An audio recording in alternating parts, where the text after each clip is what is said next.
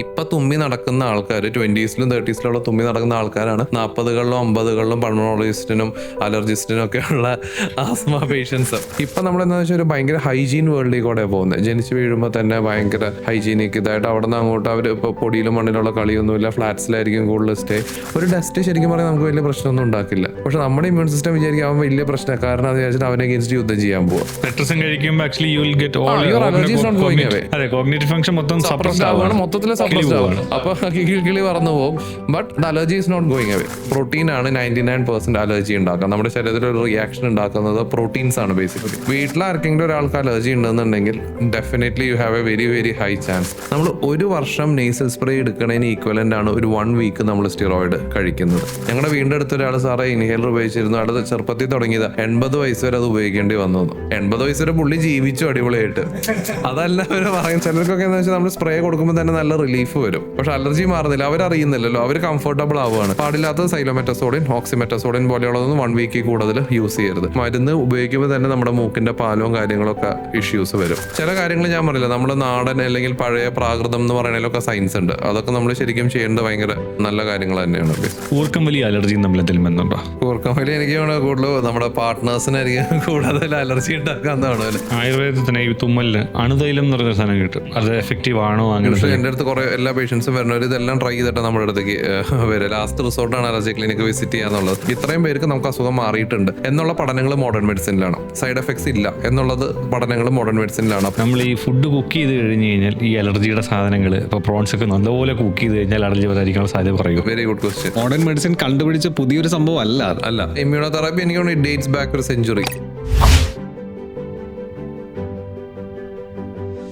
42 പോഡ്കാസ്റ്റിന്റെ മറ്റൊരു എപ്പിസോഡിലേക്ക് നിങ്ങൾക്ക് എല്ലാവർക്കും സ്വാഗതം. ഈ എപ്പിസോഡ് മുഴുവനായി കാണുന്നതിന് മുന്നേ നമ്മുടെ ചാനൽ ഇതുവരെ സബ്സ്ക്രൈബ് ചെയ്തിട്ടില്ല എന്നുണ്ടെങ്കിൽ സബ്സ്ക്രൈബ് ചെയ്യുക. ഈ വലിയ എപ്പിസോഡിന്റെ കുഞ്ഞു കുഞ്ഞു ഭാഗങ്ങൾ ഷോർട്സ് ആയും റീൽസ് ആയും ഇൻസ്റ്റാഗ്രാമിലും യൂട്യൂബിലും ഇടുന്നുണ്ട്. ഈ എപ്പിസോഡിൽ നിന്നും ഇൻസൈറ്റ്ഫുൾ ആയിട്ടുള്ള എന്തെങ്കിലും ഒരു കാര്യം നിങ്ങൾക്ക് ലഭിച്ചിട്ടുണ്ട് എന്ന് തോന്നുന്നുണ്ടെങ്കിൽ അത് മറ്റുള്ളവരിലേക്കും എത്തിക്കുക. അത് ചിലപ്പോൾ മറ്റൊരാളിന്റെ ലൈഫ് ചേഞ്ചിങ് ഡിസിഷനിലേക്ക് വഴിതെളിച്ചേക്കാം. അലർജി അതൊരു നിസ്സാര സംഭവമല്ല, അതിനെ ഒട്ടും നിസ്സാരമായി കാണുകയും ചെയ്യരുത് എന്ന് നമ്മളോട് സംസാരിക്കാനായിട്ട് ഇന്ന് നമ്മളോടൊപ്പം ഉള്ളത് ഡോക്ടർ ഫ്രാൻസിസ് കുര്യനാണ്. ഡോക്ടർ ഫ്രാൻസിസ് കുര്യൻ വളരെ കുറച്ച് മാത്രമുള്ള മോഡേൺ മെഡിസിനിൽ അലർജിയെ ട്രീറ്റ് ചെയ്യുന്ന ക്ലിനിക്കുകളിലെ ഒരു ഫൗണ്ടറാണ്.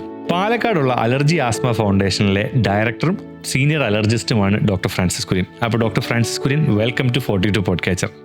എന്താണ് അലർജി എന്ന് സിമ്പിൾ ആയിട്ട് എങ്ങനെ മനസ്സിലാക്കും? മീൻസ് പലർക്കും അത് ഡസ്റ്റ് ആണ്, പലതും പല രീതിയിൽ ആൾക്കാർക്ക് യഥാർത്ഥത്തിൽ എന്താണ് അലർജി എന്നൊരു കാര്യം. എനിക്ക് എൻ്റെ അടുത്ത് പേഷ്യൻസ് കൂടുതലും പേര് പറയാറുള്ളത് അലർജി കൂടുതൽ ഇമ്മ്യൂണിറ്റി കുറവുള്ളവർക്കല്ലേ വരാറ്, അങ്ങനത്തെ ഒരു കോൺസെപ്റ്റ് ആൾക്കാരുടെ ഇടയിൽ അങ്ങനത്തെ. എന്നാൽ ശരിക്കും അതിന്റെ നേരെ ഓപ്പോസിറ്റ് സ്പെക്ട്രാണ്.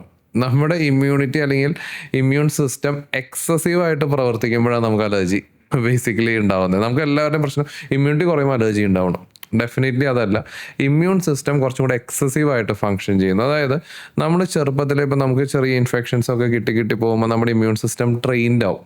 നമ്മളിപ്പോൾ ഈ സോൾജേഴ്സിനൊക്കെ നമ്മൾ യുദ്ധത്തിനൊക്കെ ട്രെയിൻ ചെയ്യണ പോലെ, അല്ലെങ്കിൽ ക്രിക്കറ്റേഴ്സിനെ അല്ലെങ്കിൽ കളിക്കാരെ നമ്മൾ ട്രെയിൻ ചെയ്യുന്ന പോലെ ഇമ്മ്യൂൺ സിസ്റ്റത്തിന് ഒരു ട്രെയിനിങ് വേണം. ഒരു ജനിച്ച് വീഴുന്ന കുഞ്ഞിന് ചെറിയ ഇൻഫെക്ഷൻസ് കിട്ടിയിട്ട് അത് ട്രെയിൻഡ് ആയി കഴിയുമ്പോൾ അവൻ്റെ ഇമ്മ്യൂൺ സിസ്റ്റം ട്രെയിൻഡ് ആവും വലിയ ആളാകുമ്പോഴേക്കും.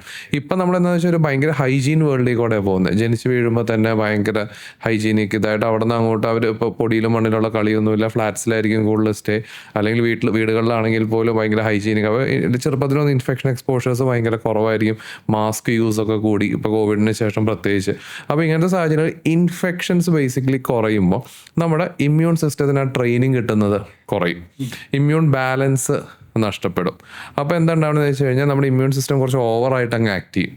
അതായത് ചെറിയ സംഭവങ്ങൾ കാണുമ്പോൾ തന്നെ നോർമലായിട്ടുള്ള കാര്യങ്ങൾക്ക് അഗെയിൻസ്റ്റ് എക്സസീവായിട്ട് അങ്ങ് ആക്ട് ചെയ്യും. ഒരു ഡസ്റ്റ് ശരിക്കും പറഞ്ഞാൽ നമുക്ക് വലിയ പ്രശ്നമൊന്നും ഉണ്ടാക്കില്ല, പക്ഷെ നമ്മുടെ ഇമ്മ്യൂൺ സിസ്റ്റം വിചാരിക്കും അവൻ വലിയ പ്രശ്നം, കാരണം അത് വിചാരിച്ചിട്ട് അവനെ അഗെയിൻസ്റ്റ് യുദ്ധം ചെയ്യാൻ പോവുക. മനസ്സിലായി? അതായത് ഇമ്മ്യൂൺ സിസ്റ്റത്തിൻ്റെ ജോലി എന്ന് പറയുന്നത് ഒരു ബാക്ടീരിയ അല്ലെങ്കിൽ ഒരു വൈറസ്, ഇപ്പോൾ കോവിഡ് പോലത്തെ ഒരു വൈറസോ അല്ലെങ്കിൽ ഒരു സെപ്റ്റോകോക്കസ് എന്ന് പറഞ്ഞൊരു ബാക്ടീരിയ, അങ്ങനത്തെയൊക്കെ ബാക്ടീരിയ നമ്മുടെ ശരീരത്തിൽ കയറുമ്പോൾ പ്രവർത്തിക്കുന്ന ഇമ്മ്യൂൺ സിസ്റ്റം നമുക്ക് ഈ ഒരു ചെറിയ പൊടി അല്ലാന്നുണ്ടെങ്കിൽ ഈ പോളൻസ് എന്ന് നമ്മൾ പറയും, നമ്മുടെ പൂമ്പൊടികൾ, ഇങ്ങനത്തെ സാധനങ്ങളൊക്കെ നമ്മുടെ ശരീരത്തിലേക്ക് കയറുമ്പോൾ ഇങ്ങനത്തെ നിരുപദ്രവകാരികളായ ആൾക്കാർക്ക് എഗെയിൻസ്റ്റ് അങ്ങ് പ്രവർത്തിക്കുക. അതായത് over acting immune system. So immune സിസ്റ്റത്തിന് പ്രോപ്പർ ട്രെയിനിങ് കിട്ടാണ്ടാവുമ്പോൾ അവർ ഓവർ ആക്ട് ചെയ്യുക. That is basically allergy. Like ഇത്രയും ഓക്കെ ഓവർ ആക്ട് ചെയ്തോ പ്രശ്നമില്ല, ഇനി ആളെ ശല്യപ്പെടുത്തി അയാളുടെ ദിവസങ്ങളെ നീ തുമ്മി തുമ്മി തുമ്മി തുമ്മി എന്തിനാണ് ഈ കഷ്ടപ്പെടുത്തുന്നതാണ് ചോദ്യം. അതാണ്. അതായത് ബേസിക്കലി ഇവൻ എന്താ ചെയ്യുന്നതെന്ന് വെച്ച് കഴിഞ്ഞാൽ നമ്മുടെ ശരീരത്തിലേക്ക് ഒരു അണുവിനെ കയറാൻ സമ്മതിക്കുന്നില്ല, ഒരു സെല്ലിനെ കയറാൻ സമ്മതിക്കുന്നില്ല. അപ്പോൾ അവനത് ചെയ്യേണ്ടത് ആർക്ക് എഗെയിൻസ്റ്റ് ആണ്? ഈ ബാക്ടീരിയക്ക് എഗെയിൻസ്റ്റും വൈറസിന് എഗെയിൻസ്റ്റും ഫംഗസിന് എഗെയിൻസ്റ്റും ഒക്കെ. നിരുപദ്രവകാരികളായിട്ടുള്ള ഈ സാധനങ്ങൾ കയറുമ്പോൾ കയറാതിരിക്കാനുള്ള പ്രൊട്ടക്റ്റീവ് റിഫ്ലക്സ് അവിടെ ബേസിക്കലി എന്തായിട്ട് വരുന്നത്? തുമ്മലായിട്ട് വരുന്നത്, അല്ലെങ്കിൽ മൂക്കൊലിച്ച് പോകുമ്പോൾ അതിങ്ങനെ ഡിസ്ചാർജ് ആയിട്ട് വരുമല്ലോ. അപ്പോൾ അത് ഉള്ളിലേക്ക് കയറിപ്പോവില്ല. അത് ഈ സാധനങ്ങൾ ഇവൻ വിചാരിക്കുന്നത് ഇവനെന്ത് ഭയങ്കര വില്ലനാ, ഇവൻ വന്നിട്ട് നമ്മുടെ ലങ്സിന്, ശരിക്കും നമ്മുടെ ലങ്സിൽ കയറി ഒരു ബാക്ടീരിയ ഒക്കെ കയറി കഴിഞ്ഞാൽ അത് ന്യൂമോണിയ ഉണ്ടാക്കും. അപ്പോൾ ഇവൻ വിചാരിക്കുന്നത് ബാക്ടീരിയനെ പോലത്തെ ഒരു വില്ലനാന്ന് വിചാരിച്ചിട്ട് ഇവൻ എഗെയിൻസ്റ്റ് ആയിട്ട് അങ്ങ് കയറി യുദ്ധം ചെയ്യാണ്. അതാണ് നമ്മൾ ഈ തുമ്മി പറഞ്ഞ പോലെ നമ്മളെ റെഡിയാക്കി കൊടുക്കുന്നത്. അതുകൊണ്ടാണ്, അതായത് ആവശ്യമില്ലാത്തൊരു ഫൈറ്റിംഗ് അവൻ ചെയ്യുക. നമുക്കിപ്പോൾ ടൈപ്പ് ഓഫ് അലർജീസ് പറയുകയാണെങ്കിൽ ഇപ്പം പല രീതികളിൽ നിന്നും നമുക്ക് അലർജീസ് വരുന്നുണ്ട്. വളരെ കുറച്ച് ആൾക്കാർക്കാണ് ഈ ഫുഡ് അലർജി ഒക്കെ കാണുന്നത്. ഫുഡ് അലർജിയുടെ ഒരു മെയിൻ ഇഷ്യൂ എന്ന് വെച്ചാൽ ആൾക്കാരുടെ ഒരു മിസ്കൺസെപ്ഷൻ ഭയങ്കര കൂടുതലാണ്. ഫുഡ് അലർജിയുടെ ശരിക്കുള്ള പ്രിവലൻസ് എന്ന് പറഞ്ഞത് ഒരു 3 to 5% ഒക്കെ ഉള്ളൂ, ശരിക്കുള്ള ഫുഡ് അലർജി. അതായത് ഒരു 100 പേർക്ക് എടുത്തു കഴിഞ്ഞാൽ 3 to 5% ആൾക്കാർക്കാണ് റെലവെൻ്റ് ആയിട്ടുള്ള ഒരു ഫുഡ് അലർജി ഉള്ളൂ. അതായത് അവർ ആ ഫുഡ് അവോയ്ഡ് ചെയ്യണം, മസ്റ്റായിട്ട് ആ ഫുഡ് അവോയ്ഡ് ചെയ്യണം എന്നുള്ളത് 100-ൽ 3 to 5 പേർക്ക് മാത്രമേ ഉള്ളൂ. അല്ലാത്തവർക്കൊക്കെ ഉണ്ടാകുന്ന ഫുഡ് ഇൻടോളറൻസസാണ്. അതായത് ഫുഡ് അഡിറ്റീവ്സ് ഉണ്ടാവില്ല, ഇപ്പോൾ കളറുകൾ ആഡ് ചെയ്യും, പിന്നെ അജിനോമോട്ടോ അങ്ങനത്തെ ഒക്കെ ചില സാധനങ്ങളൊക്കെ ഇറിറ്റേഷൻസ് ഉണ്ടാക്കും. അതൊന്നും ഒരിക്കലും ഒരു ലൈഫ് ത്രെട്ടണിങ് അലർജി ഒന്നും ഉണ്ടാക്കില്ല. Beat food allergy, dust allergy, pollen allergy, എന്ത് അലർജി ആയിക്കോട്ടെ, over acting of the immune system. ചില സമയത്ത് ഇതൊരു ദ്രുതഗതിയിൽ അങ്ങ് ആക്ട് ചെയ്യും. അതിന് നമ്മൾ അനാഫിലാക്സിസ് എന്ന് പറയും. അതായത് നമ്മുടെ ശരീരത്തിന് എഗെയിൻസ്റ്റ് ആയിട്ടുള്ള എല്ലാ കാര്യങ്ങളും എടുത്തിട്ട് അങ്ങ് പ്രവർത്തിക്കും. അതിൽ ആളുടെ പണി അങ്ങ് തീരും. അനാഫിലാക്സിസ് ശരിക്കും ജീവന് ഭീഷണിയായിട്ടുള്ള, അതായത് അങ്ങനത്തെ വരാനുള്ള ഒരു കണ്ടീഷൻ എന്ന് പറയുന്നത് ഇറ്റ്സ് വെരി റയർ. അത് ഫുഡാണ് കോമണസ്റ്റ് കോസ്. ഡ്രഗ്, മെഡിസിൻസ് ആണ്. നിങ്ങൾ കണ്ടിട്ടുണ്ടാവും ചിലർക്ക് ഹോസ്പിറ്റലിലൊക്കെ ഉണ്ടാവുന്ന ഒരു മെയിൻ ഇഷ്യൂ ആണ് മരുന്ന് കൊടുത്തിട്ട് കുഞ്ഞ് അല്ലെങ്കിൽ വലിയൊരാള് ഡോക്ടറെ ബ്ലെയിം ചെയ്യും, അല്ലെങ്കിൽ ഹോസ്പിറ്റലിനെ ബ്ലെയിം ചെയ്യും. അത് ബേസിക്കലി എന്താ അവിടെ ഉണ്ടാവണമെന്ന് വെച്ച് കഴിഞ്ഞാൽ അത് ആർക്കും ഉണ്ടാവാന്ന് നമുക്ക് പ്രെഡിക്റ്റ് ചെയ്യാൻ പറ്റില്ല. ഫസ്റ്റ് എക്സ്പോഷറിലായിരിക്കും ചിലപ്പോൾ അത് ഉണ്ടാവുന്നത്. യൂഷ്വലി നമ്മൾ മെഡിസിൻ കൊടുക്കുമ്പോൾ ഒരു ടെസ്റ്റ് ഡോസ് കൊടുക്കും, ഇഞ്ചെക്ഷൻസ് ഒക്കെ പ്രത്യേകിച്ച് ഒരു ടെസ്റ്റ് ഡോസ് കൊടുക്കും. ചെറിയൊരു ടെസ്റ്റ് ഡോസ് കൊടുത്തിട്ടാൽ പിന്നെ നമ്മൾ മെയിൻ ഇഞ്ചക്ഷനിലേക്ക് പോകും. ചിലപ്പോൾ ടെസ്റ്റ് ഡോസ് കൊടുക്കുമ്പോഴും പ്രശ്നം ഉണ്ടാവില്ല, പക്ഷെ ഫുൾ ഡോസ് കൊടുക്കുമ്പോൾ ഇവൻ അങ്ങനെ അനാഫിലാക്സിസിലേക്ക് പോകും. പറഞ്ഞാൽ മനസ്സിലായി. അപ്പോൾ അത് ചിലപ്പോൾ നമുക്ക് definitely there is A miracle drug or adrenaline, അങ്ങനെ ഒരു മിറാക്കിൾ ഡ്രഗ് ഉണ്ട്. അത് അപ്പോൾ തന്നെ കൊടുത്താൽ നമുക്ക് ഒരുവിധം സേവ് ചെയ്യാൻ പറ്റും, പക്ഷേ ടൈം ഈസ് വെരി സ്മോൾ. അപ്പോൾ അതുകൊണ്ട് തന്നെ ഞാൻ പറയുന്നത് ഫുഡ് അലർജി, നമ്മൾ ശരിക്കുള്ള ഫുഡ് അലർജി എന്ന് പറയുന്നത് ഭയങ്കര കുറവാണ്. അപ്പോൾ അത് ശരിക്കും ഒരു കൺസൾട്ടന്റിനെ കാണിച്ചിട്ട് നിങ്ങൾക്ക് അതാണോ എന്ന് ഉറപ്പ് വരുത്തണം. നമ്മുടെ അടുത്ത് ഒരു 20 പേര് ഡെയിലി വരുന്നതിൽ എനിക്ക് തോന്നുന്നു 1-2 പേരൊക്കെ ജെനുവിൻലി ഫുഡ് അലർജി ഉള്ളൂ. അവർ കുറേ സാധനങ്ങൾ അവോയ്ഡ് ചെയ്തിട്ട് അങ്ങ് വരിക. ബീഫ് കഴിക്കാൻ ഇഷ്ടമാണ്, ബീഫ് കഴിക്കില്ല, പ്രോൺസ് കഴിക്കില്ല, എനിക്ക് എന്ത് കഴിച്ചാലും പ്രശ്നമാണ് ഡോക്ടറെ. സംഭവം ഇവന് ഇതെല്ലാം കഴിച്ചാലും ഇവന് പ്രശ്നം ഉണ്ടാവും, കഴിച്ചില്ലെങ്കിലും ഇവന് പ്രശ്നം ഉണ്ടാവും. എൻ്റെ ഒരു ഫ്രണ്ടിന് ബീഫ് അലർജി ആണെന്ന് പറയുന്നുണ്ട്. ലൈക്ക് ബീഫ് കഴിച്ച് ഇതുപോലെ അനാഫിലാക്സ് ആയി, ലൈക്ക് അനാഫിലാക്സിസ് ലെവലിലേക്കൊക്കെ പോകുന്നുണ്ട്. അപ്പം വേറൊരു ഫ്രണ്ട് ഉണ്ട്, ഇതുപോലെ ബീഫ് കഴിച്ച് കഴിഞ്ഞാൽ ചൊറിഞ്ഞ് പിടിക്കുമെന്ന് പറയും. ഹൗ ഡു യു ഐഡന്റിഫൈ, എങ്ങനെയാണ് ഒരാൾ ശരിക്കും അതിന് അലർജിക്കാണോ ഇല്ലയോ എന്ന് എങ്ങനെ കണ്ടുപിടിക്കുന്നത്? ഇപ്പോൾ ബീഫ് അല്ലെങ്കിൽ അതുപോലത്തെ ഐറ്റം അലർജിക്കാണോ എന്ന് എങ്ങനെ നമ്മൾ കണ്ടുപിടിക്കുന്നത്? ഇത് ഭയങ്കര കോമൺലി വരുന്ന ഒരു കാര്യം. ഒന്ന് ഏറ്റവും ഇമ്പോർട്ടൻറ്റ് ഹിസ്റ്ററിയാണ്. നമുക്കിപ്പോൾ ബീഫ് കഴിച്ചിട്ട് എത്ര സമയത്തിനുള്ളിലാണ് ആൾക്ക് റിയാക്ഷൻസ് വരുന്നത് എന്നുള്ളത്. യൂഷ്വലി സിവിയർ റിയാക്ഷൻസ് ഒരു 1 to 2 hours മാനിഫെസ്റ്റ് ചെയ്യണം. ഇതിൻ്റെ ഉള്ളിൽ വലിയ സാധനമുണ്ട്, IG ടെസ്റ്റ്. ഇപ്പോൾ മിക്കവാറും എല്ലാവരും വെറുതെ ലാബിലൊക്കെ പോയിട്ട് IG ടെസ്റ്റ് അങ്ങ് ചെയ്യും. അലർജി ഉള്ളവർ, ഇപ്പോൾ കോമൺ ആൾക്കാരുടെ കയ്യിൽ കാര്യം അത് വലിയ യൂസ്ഫുൾ ഒന്നും അല്ല, എന്നാലും കോമൺ ആൾക്കാർ ലാബുകാർ ഹാപ്പിയാണ്, കാരണം അവർക്കൊരു ടെസ്റ്റ് എന്തായാലും ചെയ്യാനും പറ്റും. ഇവനും പോയിട്ട് IG ടെസ്റ്റ് അങ്ങ് ചെയ്യും. IG ടെസ്റ്റ് എന്താ? ബേസിക്കലി IG എന്ന് പറയുന്നത് നമ്മുടെ ബ്ലഡിൽ അലർജിയുടെ ഒരു വെയ്ഗ് മെഷർമെന്റ്. പക്ഷെ IG മെഷർ ചെയ്തുകൊണ്ടൊന്നും അലർജി ഡെഫിനറ്റ് ആയിട്ട് നമുക്ക് അറിയാൻ പറ്റില്ല. അപ്പോൾ നിങ്ങൾ പറഞ്ഞ പോലെ ബീഫ് അലർജി ആണെന്ന് എങ്ങനെ ഡെഫിനറ്റ്ലി അറിയാമെന്നുള്ളതാണ്. അപ്പോൾ നമുക്ക് ഭയങ്കര കോമൺലി വരുന്ന ഒരു കാര്യമാണ് ബീഫ്, ചിക്കൻ, നോൺ വെജിറ്റേറിയൻ ഫുഡിൻ്റെ അലർജീസ് ഭയങ്കര കോമൺലി ആൾക്കാർ പ്രസന്റ് ചെയ്യേണ്ടതാട്ടോ. പക്ഷെ അതിൽ ഞാൻ പറഞ്ഞില്ലേ 3% ആൾക്കാർക്ക് ജെനുവിൻലി അലർജി ഉണ്ടാവുള്ളൂ. അതിൽ നമുക്ക് ചെയ്യാവുന്നത് ഒന്ന് സ്കിൻ പ്രിക്ക് ടെസ്റ്റ് എന്ന് പറയും. സ്കിന്നിൽ നമ്മൾ അതിൻ്റെ ആൻറ്റിജൻ എടുത്തിട്ട് ഇതിലൊക്കെയുള്ള പ്രോട്ടീൻസ് ആണ് നമുക്ക് അലർജി ഉണ്ടാക്കുക. എന്ത് വസ്തുവിലും അതിലുള്ള പ്രോട്ടീൻസ് ആണ്. ഇപ്പോൾ പൊടിയിൽ എന്ന് പറഞ്ഞാൽ പൊടി എന്നതിനേക്കാളും കൂടുതലായിട്ട് പൊടിയുടെ ഉള്ളിലിരിക്കുന്ന ഒരു മൈറ്റ്സ് ഉണ്ട്, ഹൗസ് ഡസ്റ്റ് മൈറ്റ്സ്. നിങ്ങളൊക്കെ എനിക്കോട് സാധാരണക്കാർക്ക് ഗൂഗിളിൽ നിന്ന് നോക്കിക്കഴിഞ്ഞാൽ കാണാൻ പറ്റും. നമ്മുടെ ഇവിടെ ഇരിക്കുന്ന പൊടിയല്ല പ്രശ്നം, പൊടിയിൽ മൈക്രോസ്കോപ്പിക് ആയിട്ട് ചെറിയ പ്രാണികളുണ്ട്, ഹൗസ് ഡസ്റ്റ് മൈറ്റ്സ്. അത് നമ്മുടെ ഡെഡ് സെൽസിനെ തിന്നുന്ന ഒരു സാധനം. ഈ മൈറ്റ്സാണ് നമുക്ക് അലർജി ഉണ്ടാക്കുന്നത്, അതിൻ്റെ ഉള്ളിലുള്ള പ്രോട്ടീൻ. അതുപോലെ ചിലർക്ക് പെറ്റ്സിനോട് അലർജി ഉണ്ടാവും, ഡോഗ്, കാറ്റ്. അപ്പോൾ അതിൻ്റെയൊക്കെ രോമത്തിൽ അല്ലെങ്കിൽ സെലൈവയിലുള്ള പ്രോട്ടീൻസ്, ബീഫിലുള്ളവർക്ക് ബീഫിലെ പ്രോട്ടീൻ ഇതാണല്ലോ. അപ്പോൾ ഈ ബീഫിൻ്റെ പ്രോട്ടീൻ ഒരു അലർജൻ നമ്മുടെ എക്സ്ട്രാക്ട് എടുത്തിട്ട് സ്കിൻ പ്രിക് ടെസ്റ്റ് ചെയ്യും. ഒരു 15 മിനിറ്റ്സിൽ എളുപ്പത്തിൽ ചെയ്യാവുന്ന ഒരു ടെസ്റ്റാണത്. ഒരു ഭയങ്കര റീസണബിളി ഒരു 500-600 റുപ്പീസിനൊക്കെ നമുക്ക് ചെയ്യാവുന്ന ഒരു. അപ്പോൾ അവന് ഡെഫിനറ്റ്ലി അറിയാൻ പറ്റും, അതായത് അവന് ബീഫ് കഴിക്കാൻ പറ്റുമോ ഇല്ലയോ എന്നുള്ളത്. കാരണം ബീഫ് ഭയങ്കര ഇഷ്ടമുള്ള ഒരാളായിരിക്കും, അവന് ബീഫ് കഴിക്കാൻ പറ്റുന്നില്ല, അവൻ പേടിക്കുന്നതായിരിക്കും, അവനോ അല്ലെങ്കിൽ അവൾ പേടിക്കുന്നതായിരിക്കും, ശരിക്കും അലർജി ഉണ്ടാവില്ല. അതതിൻ്റെ ഇതാണ് നമുക്ക് ഒരു way of finding it out. പിന്നത്തെ ഒരു way of finding it out എന്ന് പറയുന്നത് ബ്ലഡ് ടെസ്റ്റുകളാണ്. സ്പെസിഫിക് IgE എന്ന് പറയും. ഇപ്പം ഞാനീ പറഞ്ഞ IgE കൂടാതെ beef specific IgE, chicken specific IgE അല്ലെങ്കിൽ പ്രോൺ സ്പെസിഫിക് IgE അങ്ങനത്തെ ടെസ്റ്റുകൾ അവൈലബിൾ ആണ്. അത് ഒരു പൊടിക്കും കൂടെ കോസ്റ്റ്ലിയാണ്. Maybe it comes around 5,500 to 2,000. Skin prick test ആകുമ്പോൾ നമുക്ക് അപ്പം തന്നെ റിസൾട്ട് കിട്ടും. ഒരു 15-20 മിനിറ്റ്സിൽ നിങ്ങളൊരു അലർജി ഡോക്ടറുടെ അല്ലെങ്കിൽ അലർജിസ്റ്റിൻ്റെ ക്യാബിനിൽ പോവുക, സ്കിൻ പ്രിക് ടെസ്റ്റ് ചെയ്യുക. Within 15-20 minutes U will get A result. Direct visualisation നമുക്ക് തന്നെ കണ്ണിൽ നിന്ന് കാണാൻ പറ്റുമോ നമുക്ക് അലർജി ഉണ്ട്, ഡെഫിനറ്റ്ലി അലർജി ഉണ്ട് എന്നുള്ളത്. പക്ഷേ ഇതിന് കുറച്ച് പ്രിക്കോഷൻസ് ഉണ്ട്. നമ്മൾ 1 വീക്ക് മുമ്പ് ചില മെഡിസിൻസ് നിർത്തണം, അങ്ങനെ കുറച്ച് പ്രീ റിക്വസിറ്റ്സും കാര്യങ്ങളും ഒക്കെ ഉണ്ട്. അപ്പോൾ ചിലർക്ക് അതിൻ്റെ അത്യാവശ്യമാണ്. ഇപ്പോൾ വല്ല പുറത്തേക്കൊക്കെ പോകുന്നവരാണ് അവർക്ക് ടെസ്റ്റ് ചെയ്ത് പോകണമെന്നുണ്ടെങ്കിൽ ബെറ്റർ ഓപ്ഷൻ സ്പെസിഫിക് IgE നമ്മുടെ ബ്ലഡ് സാധാരണ എടുക്കില്ല. അപ്പോൾ നമ്മൾ ഷുഗർ ഇതൊക്കെ നോക്കണം പോലെ, പക്ഷേ അതിൻ്റെ റിസൾട്ടിന് കുറച്ച് ടൈം എടുക്കും. Usually takes 1 to 2 days. അപ്പോൾ ഉടനടി റിസൾട്ട് കിട്ടില്ല, കുറച്ചും കൂടെ കോസ്റ്റ്ലി. എല്ലാ ലാബിലും ചെയ്യാൻ പറ്റുന്നത്? എല്ലാ ലാബിലും ചെയ്യാൻ പറ്റില്ല, അതാണ് വേറൊരു പ്രശ്നം. ട്രെയിൻഡ് അലർജിസ്റ്റ് ആണെങ്കിൽ സ്കിൻ പ്രിക് ടെസ്റ്റ് എളുപ്പത്തിൽ ചെയ്യാൻ പറ്റും.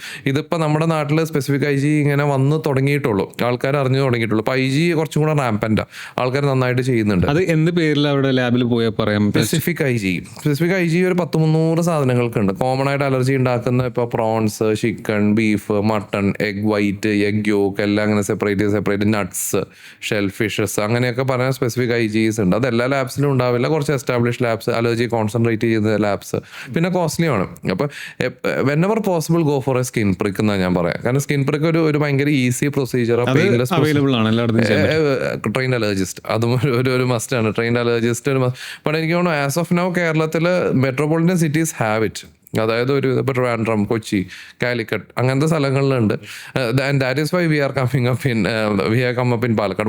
We have started Palakkad and Malappuram district. There was no proper allergy treatment centre. We establish the first one in the name allergy asthma foundation. അപ്പോൾ അങ്ങനെ ഞങ്ങളാണ് ഒരു ശരിക്കും recently we started the project almost ഒരു 1.5 years മുന്നേ ഞങ്ങൾ സ്റ്റാർട്ട് ചെയ്തു. പക്ഷേ official launch was around 5 months back. This was the reason. എൻ്റെ ഒരു തോന്നലിൽ എനിക്ക് ഡസ്റ്റ് അലർജി ആണെന്നാണ് ഞാൻ തന്നെ കണ്ടുപിടിച്ചൊരു നിഗമനത്തിലെത്തിയൊരു സാധനം. പക്ഷേ എനിക്ക് ശരിക്കും ഡസ്റ്റ് അലർജി ആണോ അതോ വേറെ എന്തെങ്കിലും ആണോ? ആക്ച്വലി എനിക്ക് ബേസിക്കലി പൊടി അടിച്ചാൽ തുമ്മും. മെജോറിറ്റി അല്ലെങ്കിൽ നല്ല doctors usually history is very important. അതായത് നിങ്ങൾ പറയുന്നതിന് ഭയങ്കരമായിട്ട് ഇമ്പോർട്ടൻസ് ഉണ്ട്. അതായത് നിങ്ങളുടെ ആ കോറിലേഷൻ ഞാൻ പറഞ്ഞില്ല. ഇപ്പോൾ ബീഫ് കഴിച്ചിട്ട് ഇന്നലെ ഞാൻ ബീഫ് കഴിച്ചു രാത്രി, നെക്സ്റ്റ് ഡേ ഉച്ചയ്ക്ക് എനിക്ക് ചൊറിച്ചിൽ വന്നു. Very unlikely to be due to beef, പറഞ്ഞ മനസ്സിലായി. പക്ഷേ നിങ്ങൾക്ക് ഇപ്പോൾ പൊടി അടിച്ചു ഒരു 1/2 hour അല്ലെങ്കിൽ 1 hourനുള്ളിൽ യു ഡെവലപ്പ് ദ സിംറ്റംസ്. എനിക്ക് പിറ്റേ ദിവസം ഇന്ന് പൊടി അടിച്ചാൽ നാളെ രാവിലെ ഉറങ്ങി എഴുന്നേക്കുമ്പോഴേക്കും ആ ഒരു time maximum it goes to 24 hours. Beyond that very unlikely. നമ്മൾ യൂഷ്വലി ഒരു 12 hours പീക്ക് സിംറ്റംസ് വരിക. പക്ഷെ നമ്മൾ ഉറങ്ങുകയായിരിക്കും, പറഞ്ഞാൽ മനസ്സിലായോ? നമ്മൾ ഉറങ്ങി കഴിയുമ്പോൾ ഈ നേസൽ സെക്രീഷൻസ് കാര്യങ്ങളൊക്കെ വരും, എഴുന്നേക്കും ഇത് മുഴുവൻ ഇവാക്യുവേറ്റ് ചെയ്യാൻ കുറേ തുമ്മൽ വരും. Symptoms may be starting before that, പറഞ്ഞാൽ മനസ്സിലായി. അപ്പോൾ നമ്മൾ ഇന്ന് രാത്രി കിടക്കുന്നു, ഒരു 2 to 3 hours നമ്മുടെ സിംറ്റംസ് സ്റ്റാർട്ട് ചെയ്യും. നമ്മൾ ചിലപ്പോൾ ഉണർന്നിരിക്കുമ്പോൾ വി മേ ബി ബോധം അല്ല. അതുകൊണ്ടാണ് മിക്കവാറും ഈ അലർജിയുടെ തുമ്മൽ കാര്യങ്ങളൊക്കെ ഏർലി മോർണിംഗ് സിംറ്റംസ് ഭയങ്കര കൂടുതലായിരിക്കും. തലേദിവസം അവർ കുറേ എക്സ്പോസ്ഡ് ആയിട്ടുണ്ടാവും, അതിൻ്റെ സിംറ്റംസ് ഒക്കെ അക്യുമുലേറ്റ് ചെയ്യും. Symptoms starts usually within 1 to 2 hours, പറഞ്ഞാൽ മനസ്സിലായി. അപ്പോൾ അത് ചെയ്തിട്ട് next day morning you get the maximum symptoms. അതാണ് അതിൻ്റെ ഉള്ളിൽ യൂഷ്വലി സംഭവിക്കുന്ന ഒരു കാര്യം. അപ്പോൾ അത് ഡസ്റ്റ് അലർജി ആണ്. ഡസ്റ്റ് അലർജി ആണ് history wise. Again you can confirm it with a skin prick test. Skin prick test ആണ് ഏറ്റവും ഈസിലി ചെയ്യാൻ പറ്റുന്നത്, ഏറ്റവും അഫോർഡബിൾ ആയിട്ട്, ഏറ്റവും കോസ്റ്റ് എഫക്റ്റീവ് ആയിട്ട് നമുക്ക് ചെയ്യാൻ പറ്റുന്ന കാര്യം. നമ്മൾ ഹിസ്റ്ററി പ്രോപ്പർലി എടുക്കും. യൂഷ്വലി എന്താ ചെയ്യുക, ഡോക്ടേഴ്സ് പോകും, ലിവോസിട്രസിൻ അല്ലെങ്കിൽ സിട്രസിൻ എഴുതി കൊടുക്കും, ബിലാസ്റ്റിന് കുറേ ആൻറ്റി ഹിസ്റ്റമിൻസ് എന്ന് പറയും, ആ ഗ്രൂപ്പ് ഓഫ് മെഡിസിൻസ് ഭയങ്കര എളുപ്പത്തിൽ അവൈലബിൾ. നിങ്ങൾക്ക് അതിൻ്റെ ആവശ്യമില്ല, നിങ്ങൾക്ക് മെഡിക്കൽ ഷോപ്പിൽ പോയാൽ മതി. മെഡിക്കൽ ഷോപ്പിൽ നിന്ന് സിട്രസൻ കിട്ടും, ഡോക്ടേഴ്സിൻ്റെ അടുത്ത് തന്നെ പോകണമെന്നില്ല. And 80% of doctors do that. കാരണം എന്ന് വെച്ചാൽ BCOPയുടെ ഇടയിൽ ഇതൊക്കെ ചെയ്ത് കണ്ടുപിടിക്കാന്ന് പറഞ്ഞു കഴിഞ്ഞാൽ ഇപ്പോൾ ഞങ്ങൾ വി വർ ബേസിക്കലി പീഡിയാട്രീഷ്യൻസ്. ഞങ്ങൾ ലാസ്റ്റ് 10 years ആയിട്ട് paediatrics, both of the founders, myself and doctor Vineeth. അപ്പോൾ ഞങ്ങൾ രണ്ടുപേരും എന്താ അലർജി കോൺസെൻട്രേറ്റ് ചെയ്ത് ഇറങ്ങാൻ കാര്യം എന്ന് വെച്ചാൽ ഞങ്ങൾ BCOPയുടെ ഉള്ളിൽ ഞങ്ങൾക്ക് ലിവോസിട്രസിൻ എഴുതി കൊടുക്കാനേ പറ്റുന്നുള്ളൂ. Proper skin prick test, proper evaluation. അപ്പോൾ so we separated a wing. അപ്പോൾ ഞങ്ങൾ അതിന് വേണ്ടിയിട്ട് ഡെഡിക്കേറ്റഡ് ടൈം. കാരണം ഒരു ദിവസം നമുക്കൊരു 8 OP 10 OP കൂടുതൽ കാണാൻ പറ്റില്ല. Paediatrics we see 50-60 OPs a day. പക്ഷേ അറ്റ് ദ സെയിം ടൈം ഇതിൽ നമ്മൾ വളരെ കുറച്ച് നമ്പേഴ്സ് നമ്മൾ എടുത്തിട്ട് we take a proper history. Okay, ഇയാൾക്ക് ഇന്ന ഡൗട്ട്സ് പറയുന്നുണ്ട്, അത് വെച്ചിട്ട് വി പ്രിപ്പയർ എ ചാർട്ട്. ഒരു 10 ആൻറ്റിജൻസ് അല്ലെങ്കിൽ ഒരു 8 antigens we do a skin prick test and we give A proper result. അത് നിങ്ങൾക്ക് ഇന്ന സാധനം, അവൻ സംശയിക്കുന്ന സാധനങ്ങൾ ചിലപ്പോൾ ഒരു 4 or 5 സാധനങ്ങൾക്ക് മാത്രമേ, ചിലപ്പോൾ ഒരു 10 സാധനങ്ങൾ അല്ലെങ്കിൽ 12 സാധനങ്ങൾ സംശയം ഉണ്ടാവും. ബട്ട് നമുക്ക് അൾട്ടിമേറ്റ്ലി വരുന്നത് ഒരു 4 or 5 സാധനം. അതിലിപ്പോ ഒരു പ്രൈമറി ഇത് പറയുവാണെങ്കിലേ നമുക്ക് എന്തൊക്കെയായിരിക്കും നമുക്ക് ആ ലിസ്റ്റിൽ കാണിക്കാൻ പറ്റുക? ഇപ്പം അലർജി ഉണ്ടാകുന്ന കാരണം ഒരു കാര്യം എന്താണെന്ന് വെച്ചാൽ നമുക്ക് അലർജി മെയിൻലി 3 സിംറ്റംസാണ് വരാം. ഒന്ന്, ഇപ്പോൾ ഈ തുമ്മലിൻ്റെ കാര്യം പറഞ്ഞാൽ നമ്മൾ ഇംഗ്ലീഷ് അലർജിക് റൈനൈറ്റിസ് എന്ന് പറയും, മൂക്കിനെ ബാധിക്കുന്നത്. രണ്ടാമത് സ്കിന്നിൽ കാണും, നമ്മൾ മലയാളത്തിൽ കരപ്പൻ എന്നൊക്കെ പറയും, എക്സീമ, എട്ടോപിക് ഡെർമറ്റൈറ്റിസ് സ്കിന്നിൽ. മൂന്നാമത് നമ്മൾ കാണുന്ന സാധനമാണ് ഏറ്റവും വില്ലനായിട്ടുള്ള ആസ്മ നമ്മുടെ ലങ്സിനും. ഇതാണ് 3 മെയിൻ ഫോംസ്. ഈ 3 സാധനങ്ങൾ ഉണ്ടാക്കുന്ന first thing is house dust mites. അവിടെ പൊടിയല്ല കേട്ടോ, പൊടിയുടെ ഉള്ളിൽ കാണുന്ന മൈറ്റാണ്. നിങ്ങളുടെ വില്ലൻ ശരിക്കും ആ മൈറ്റാണ്. അതായത് ഇപ്പോൾ നിങ്ങൾ ഇവിടുന്ന് പൊടി തുടച്ച് നീക്കി കഴിഞ്ഞു കഴിഞ്ഞാലും ആ ഹൗസ് ഡസ്റ്റ് മൈറ്റ്സ് അവിടെ ഉണ്ടാവും. അപ്പോൾ ശരിക്കും പറഞ്ഞു കഴിഞ്ഞാൽ ഹൗസ് ഡസ്റ്റ് മൈറ്റ്സ് ഇപ്പോൾ നമ്മുടെ ബെഡ്ഷീറ്റ്സ്, പില്ലോ കവേഴ്സ്, എല്ലാത്തിലും ഹൗസ് ഡസ്റ്റ് മൈറ്റ്സ് ഉണ്ട്. നിങ്ങൾ കഴുകിയെടുത്തോ, വെള്ളത്തിൽ കഴുകിയെടുത്തോ, again the house dust mites will be there. നമുക്കൊരിക്കലും കിടക്ക കഴുകിയെടുക്കാൻ പറ്റില്ല, പറഞ്ഞ് മനസ്സിലായി. അപ്പോൾ അതിൽ ബേസിക്കലി നമ്മൾ പറഞ്ഞു വന്ന എന്തൊക്കെ അലർജി ഉണ്ടാക്കും എന്നുള്ളത്. അപ്പോൾ house dust mites are the main culprit. 70% നമുക്ക് പോസിറ്റീവായിട്ട് കിട്ടുന്നത് ഹൗസ് ഡസ്റ്റ് മൈറ്റ്സ് ആണ്. അതിനപ്പോൾ എങ്ങനെ ഒഴിവാക്കാൻ പറ്റുമോ? There are 2 ways. നമ്മൾ സ്കിൻ പ്രിക് ടെസ്റ്റ് ചെയ്ത ലിവോസിട്രസ് ആൻഡ് മോണ്ടിലൂക്കാസ് ഇങ്ങനത്തെ medicines we cannot take it for long term. വർഷങ്ങൾ കഴിച്ചുകൊണ്ടിരിക്കാൻ പറ്റില്ല. U can take it for 1 month 2 month. ഇപ്പോഴത്തെ സ്റ്റഡീസ് ഒക്കെ കാണിക്കുന്നത് ആൾക്കാർ ഇതിങ്ങനെ ലോങ് ടേം കഴിക്കുക, കാരണം അവരുടെ വർക്കിനെയൊക്കെ എഫക്ട് ചെയ്യാം. അല്ല, ഇപ്പോൾ ഒരു എഞ്ചിനീയറിന് വർക്ക് ചെയ്യാൻ പറ്റില്ല, അല്ലെങ്കിൽ നിങ്ങളെപ്പോലെ ഈ ഫീൽഡ് വർക്ക് ചെയ്യുന്നവർക്ക് വർക്ക് ചെയ്യാൻ പറ്റില്ല, കോൺസെൻട്രേറ്റ് ചെയ്യാൻ പറ്റില്ല, ഉറക്കം വരും. അതിൻ്റെ ഒപ്പം പിന്നെ ന്യൂറോ സൈക്കാട്രിക് സൈഡ് എഫക്ട്സ്, ഇപ്പോൾ മോണ്ടിലൂക്കാസ് പോലത്തെ മരുന്നുകൾക്ക് അങ്ങനത്തെ സൈഡ് എഫക്ട്സ് പറയുന്നുണ്ട്. Psychiatric side effects, depression, suicidal tendencies, ഇതൊക്കെ ഈ മെഡിസിൻസിന് പറയുന്നുണ്ട്. So we have to find another way, we have to find a way out. അപ്പോൾ അതിനുള്ള നമുക്ക് എന്താണ് അലർജി ഉണ്ടാക്കുന്നത് കണ്ടുപിടിച്ചാൽ വി ഹാവ് 2 ഓപ്ഷൻസ്. ഒന്ന്, നമുക്കത് അവോയ്ഡ് ചെയ്യാം. രണ്ടാമത്, we have a wonder treatment call immunotherapy. Immunotherapy cures allergy. ഇതുവരെ ഉണ്ടായിരുന്ന അലർജി ഒരു മാറാ രോഗമാണ് എന്ന് പറഞ്ഞ ഒരു കാര്യം. അതായത് ക്യാൻസറൊക്കെ പോലെ, പക്ഷേ ക്യാൻസറിനെ സംബന്ധിച്ച് ഇറ്റ്സ് മോർ ഡിവാസ്റ്റേറ്റിംഗ്. അലർജി അത്ര ഡിവാസ്റ്റേറ്റിംഗ് അല്ല, പക്ഷെ അലർജി ഭയങ്കരമായിട്ട് ക്വാളിറ്റി ഓഫ് ലൈഫ് കുറയ്ക്കും. ഞാനൊരു chronic allergic rhinitis patient, that's why I got interested in this field. കാരണം എനിക്ക് ഇതേ പ്രശ്നമുണ്ട്, ഈ തുമ്മലിൻ്റെ ജലദോഷത്തിൻ്റെ, and I am taking immunotherapy myself. അതുകൊണ്ട് എനിക്ക് അത്രയും ഇതായിട്ട് പറയാൻ പറ്റുക. ചില പേഷ്യൻസ് ഒക്കെ നമ്മുടെ അടുത്ത് വന്ന് പറയുമ്പോൾ how their lives are getting changed എന്നുള്ളത്. ഞാനിപ്പോൾ കഴിഞ്ഞ 10 വർഷമായിട്ട് കുറേ കുഞ്ഞുങ്ങളെ ട്രീറ്റ് ചെയ്തിട്ട് അതിൽ കിട്ടണേക്കാളും എനിക്ക് തോന്നുന്നു I get satisfaction by treating allergy. ഞാൻ വിചാരിച്ച അലർജി നിസ്സാര കാര്യമില്ലെന്ന് കഴിയും, പക്ഷെ ക്വാളിറ്റി ഓഫ് ലൈഫ് ഭയങ്കരമായിട്ട് അതിൽ ഡിഫറൻസ് ഉണ്ടാക്കുന്നുണ്ട്. അപ്പോൾ immunotherapy is the most modern miracle that cures allergy without any side effects. Modern medicine തന്നെയാണ്. Modern medicine, it is properly modern medicine. അത് എന്താ പ്രശ്നം എന്ന് വെച്ചാൽ, അത് ഇമ്മ്യൂണോതെറാപ്പിയുടെ മെഡിസിൻസ് ചെറിയ തുള്ളിമരുന്നായിട്ടാണ് വരാം. നമ്മുടെ ഈ ഹോമിയോൻ്റെ ഒക്കെ കുപ്പികളൊക്കെ ഇല്ലേ, അപ്പോൾ ചിലരൊക്കെ വന്നിട്ട് ഞങ്ങളുടെ ബോർഡ്, ഞങ്ങളുടെ ഡിഗ്രിയും ഇതൊക്കെ കണ്ടിട്ട് എല്ലാം ഒക്കെ ഇംഗ്ലീഷ് മെഡിസിൻ ഡോക്ടേഴ്സൊക്കെ തന്നെയാണ്, അതിന് ഈ മരുന്ന് എഴുതിക്കൊണ്ട് ഡോക്ടർ സത്യം പറയുന്നത് ഇംഗ്ലീഷ് മെഡിസിൻ തന്നെയാണോ? But it's A prescription medicine. അത് ഒരു ഡോക്ടർ പ്രിസ്ക്രൈബ് ചെയ്ത് കൊടുക്കണം. അതിനുള്ള കോമ്പോസിഷൻ ഉണ്ടാവും, ഡേറ്റ് ഓഫ് മാനുഫാക്ചർ ഉണ്ടാവും, എക്സ്പയറി ഉണ്ടാവും, അതിൻ്റെ കണ്ടൻസ് ഉണ്ടാവും, ഇതൊക്കെ പ്രോപ്പർലി ഉണ്ടാവും. ഇപ്പോൾ ഏറ്റവും കൂടുതൽ ഹൗസ് ഡസ്റ്റ് മൈറ്റ്സ്, അത് കഴിഞ്ഞാൽ പോളൻസ് എന്ന് വെച്ചാൽ പൂമ്പൊടികൾ. നമ്മുടെ ഈ അന്തരീക്ഷത്തിലുള്ള ചില ചെടികളിൽ നിന്ന് വരുന്ന, അത് അവരുടെ പോളിനേഷൻ സീസൺ ഉണ്ടാവും. ചില ചെടികൾ ചില സമയത്താണ് പൂക്കുക കായ്ക്കുകയൊക്കെ ചെയ്യുക. അപ്പോൾ ആ സമയത്ത് അന്തരീക്ഷം നമുക്ക് ഇവിടെ കുറേ സാധനങ്ങൾ ഇൻറ്റീരിയർലി ഉണ്ടാവും, പുറത്ത് മാത്രമല്ല. അത് നമ്മൾ ജനലൊക്കെ തുറക്കാൻ, നമ്മൾ പുറത്തൊക്കെ ഒന്ന് വരുമ്പോൾ അന്തരീക്ഷത്തിലുള്ള പൊടികൾ, പൂമ്പൊടികൾ. പിന്നെ കോക്രോച്ചിൻ്റെ ആൻറ്റിജൻസ് ഭയങ്കര കോമണാണ് നമ്മുടെ നാട്ടിൽ. ഈവൻ കോക്രോച്ച് ഗ്ലോബലി അവൈലബിൾ ആണ്. എനിക്കിവിടെ ഏറ്റവും ആയുസ് ഉള്ളൊരു ജീവിയാണെന്നാണ് പറയുന്നത്. എത്രയോ മില്യൺ ഓഫ് ഇയേഴ്സ് കാലം തൊട്ടേ കോക്രോച്ച് ലോകത്ത്, മനുഷ്യകുലൊക്കെ ഉണ്ടാവുന്നതിന് മുന്നേ തന്നെ കോക്രോച്ച് ഉണ്ട്. ഇനിയും കോക്രോച്ചിന് കുറേ വർഷങ്ങൾ സർവൈവ് ചെയ്യാമെന്നാണ് പറയുന്നത്. അപ്പോൾ കോക്രോച്ച് ഇപ്പം എനിക്ക് റീസെൻ്റ്ലി ഒരു 2-3 months ആയിട്ട് കോക്രോച്ചിൻ്റെ ഇൻസിഡൻസ് ഭയങ്കരമായിട്ട് ആസ്മയിൽ, അതായത് സ്കിൻ പ്രിക്ക് ചെയ്യുമ്പോൾ കോക്രോച്ച് ഭയങ്കര വലുതായിട്ട് നമുക്ക് കാണുന്നുണ്ട്. അതെങ്ങനെ വരിക? സാധാരണ ഇപ്പോൾ നമുക്ക് എല്ലാ വീടുകളിലും ഈ സാധനം ഉണ്ടല്ലോ. കോക്രോച്ചിന് നമുക്ക് അവോയ്ഡൻസ് മെഷേഴ്സ് നോക്കണം. അതായത് ലെഫ്റ്റ് ഓവർ ഫുഡ് നമ്മൾ വെക്കരുത്. അതേപോലെ തന്നെ ഈ പൊത്തുകൾ അങ്ങനത്തെ സാധനങ്ങളൊക്കെ അടച്ചു, അതൊക്കെ കോക്രോച്ച് വരാനുള്ള സാഹചര്യങ്ങൾ ഒഴിവാക്കണം. ഡയറക്റ്റ് കോക്രോച്ചുമായിട്ട് നമ്മൾ ഷേക്ക് ഹാൻഡ് കൊടുക്കേണ്ട ആവശ്യമില്ല, അല്ലെങ്കിൽ കോക്രോച്ചുമായിട്ട് ഇടപെടേണ്ട ആവശ്യമില്ല. നമുക്കിപ്പോൾ ഇവിടെ ഇത് ക്ലീൻ സർഫസ് അല്ലേ. ഞാൻ യൂഷ്വലി എൻ്റെ ഒ പിയിൽ പറയാറുള്ളത്, എൻ്റെ ഒ പി ഭയങ്കര ക്ലീൻ ഞാൻ നീറ്റായിട്ട് ഇരിക്കാറ്. ഞാൻ രാത്രി ഇവിടെ കോക്രോച്ചൊക്കെ വിസിറ്റ് ചെയ്ത് പോകുന്നുണ്ടാവും. അപ്പോൾ അവരുടെ ഷെഡിങ്സ് ഉണ്ടാവും. ഞാൻ രാവിലെ വരും, ഇവിടെ ഒന്ന് മൂക്ക് തുടയ്ക്കും, കാര്യങ്ങൾ ചെയ്യും. ദാറ്റ് പ്രോട്ടീൻസ് വില്ലുണ്ട്. അപ്പോൾ ഈ കോക്രോച്ചിൻ്റെ പ്രോട്ടീൻസ് ഒന്നും വലിയ പ്രശ്നക്കാരല്ല. അപ്പോഴും നമ്മുടെ ഇമ്മ്യൂൺ സിസ്റ്റം ഇറങ്ങും, വില്ലനായിട്ട് ഇറങ്ങും, വാളും പരിചയമൊക്കെ ആയിട്ട് ഇറങ്ങും. And you get the symptoms. Skin prick test when you do you have 2 options. ഒന്ന് അവോയ്ഡ് ചെയ്യാൻ പറ്റും. നിങ്ങൾക്ക് ഇന്ന സാധനങ്ങളോടാണ് അലർജി, അവിടെ ഒരു കോക്രോച്ച് ഇരിക്കുന്നുണ്ടെങ്കിൽ നമുക്ക് ആ പരിസരത്തേക്ക് പോവാതിരിക്കാം.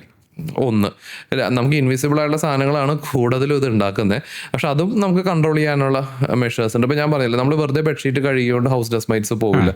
ബെഡ്ഷീറ്റ് ചൂടുവെള്ളത്തിലിട്ട് കഴുകണം. ചൂടുവെള്ളത്തിലിട്ട് കഴുകുമ്പോൾ പൊടിയും പോവും, പൊടിയുടെ ഒപ്പമുള്ള ഹൗസ് ഡസ്റ്റ് മൈറ്റ്സും പോവും. This should be done every 4 days.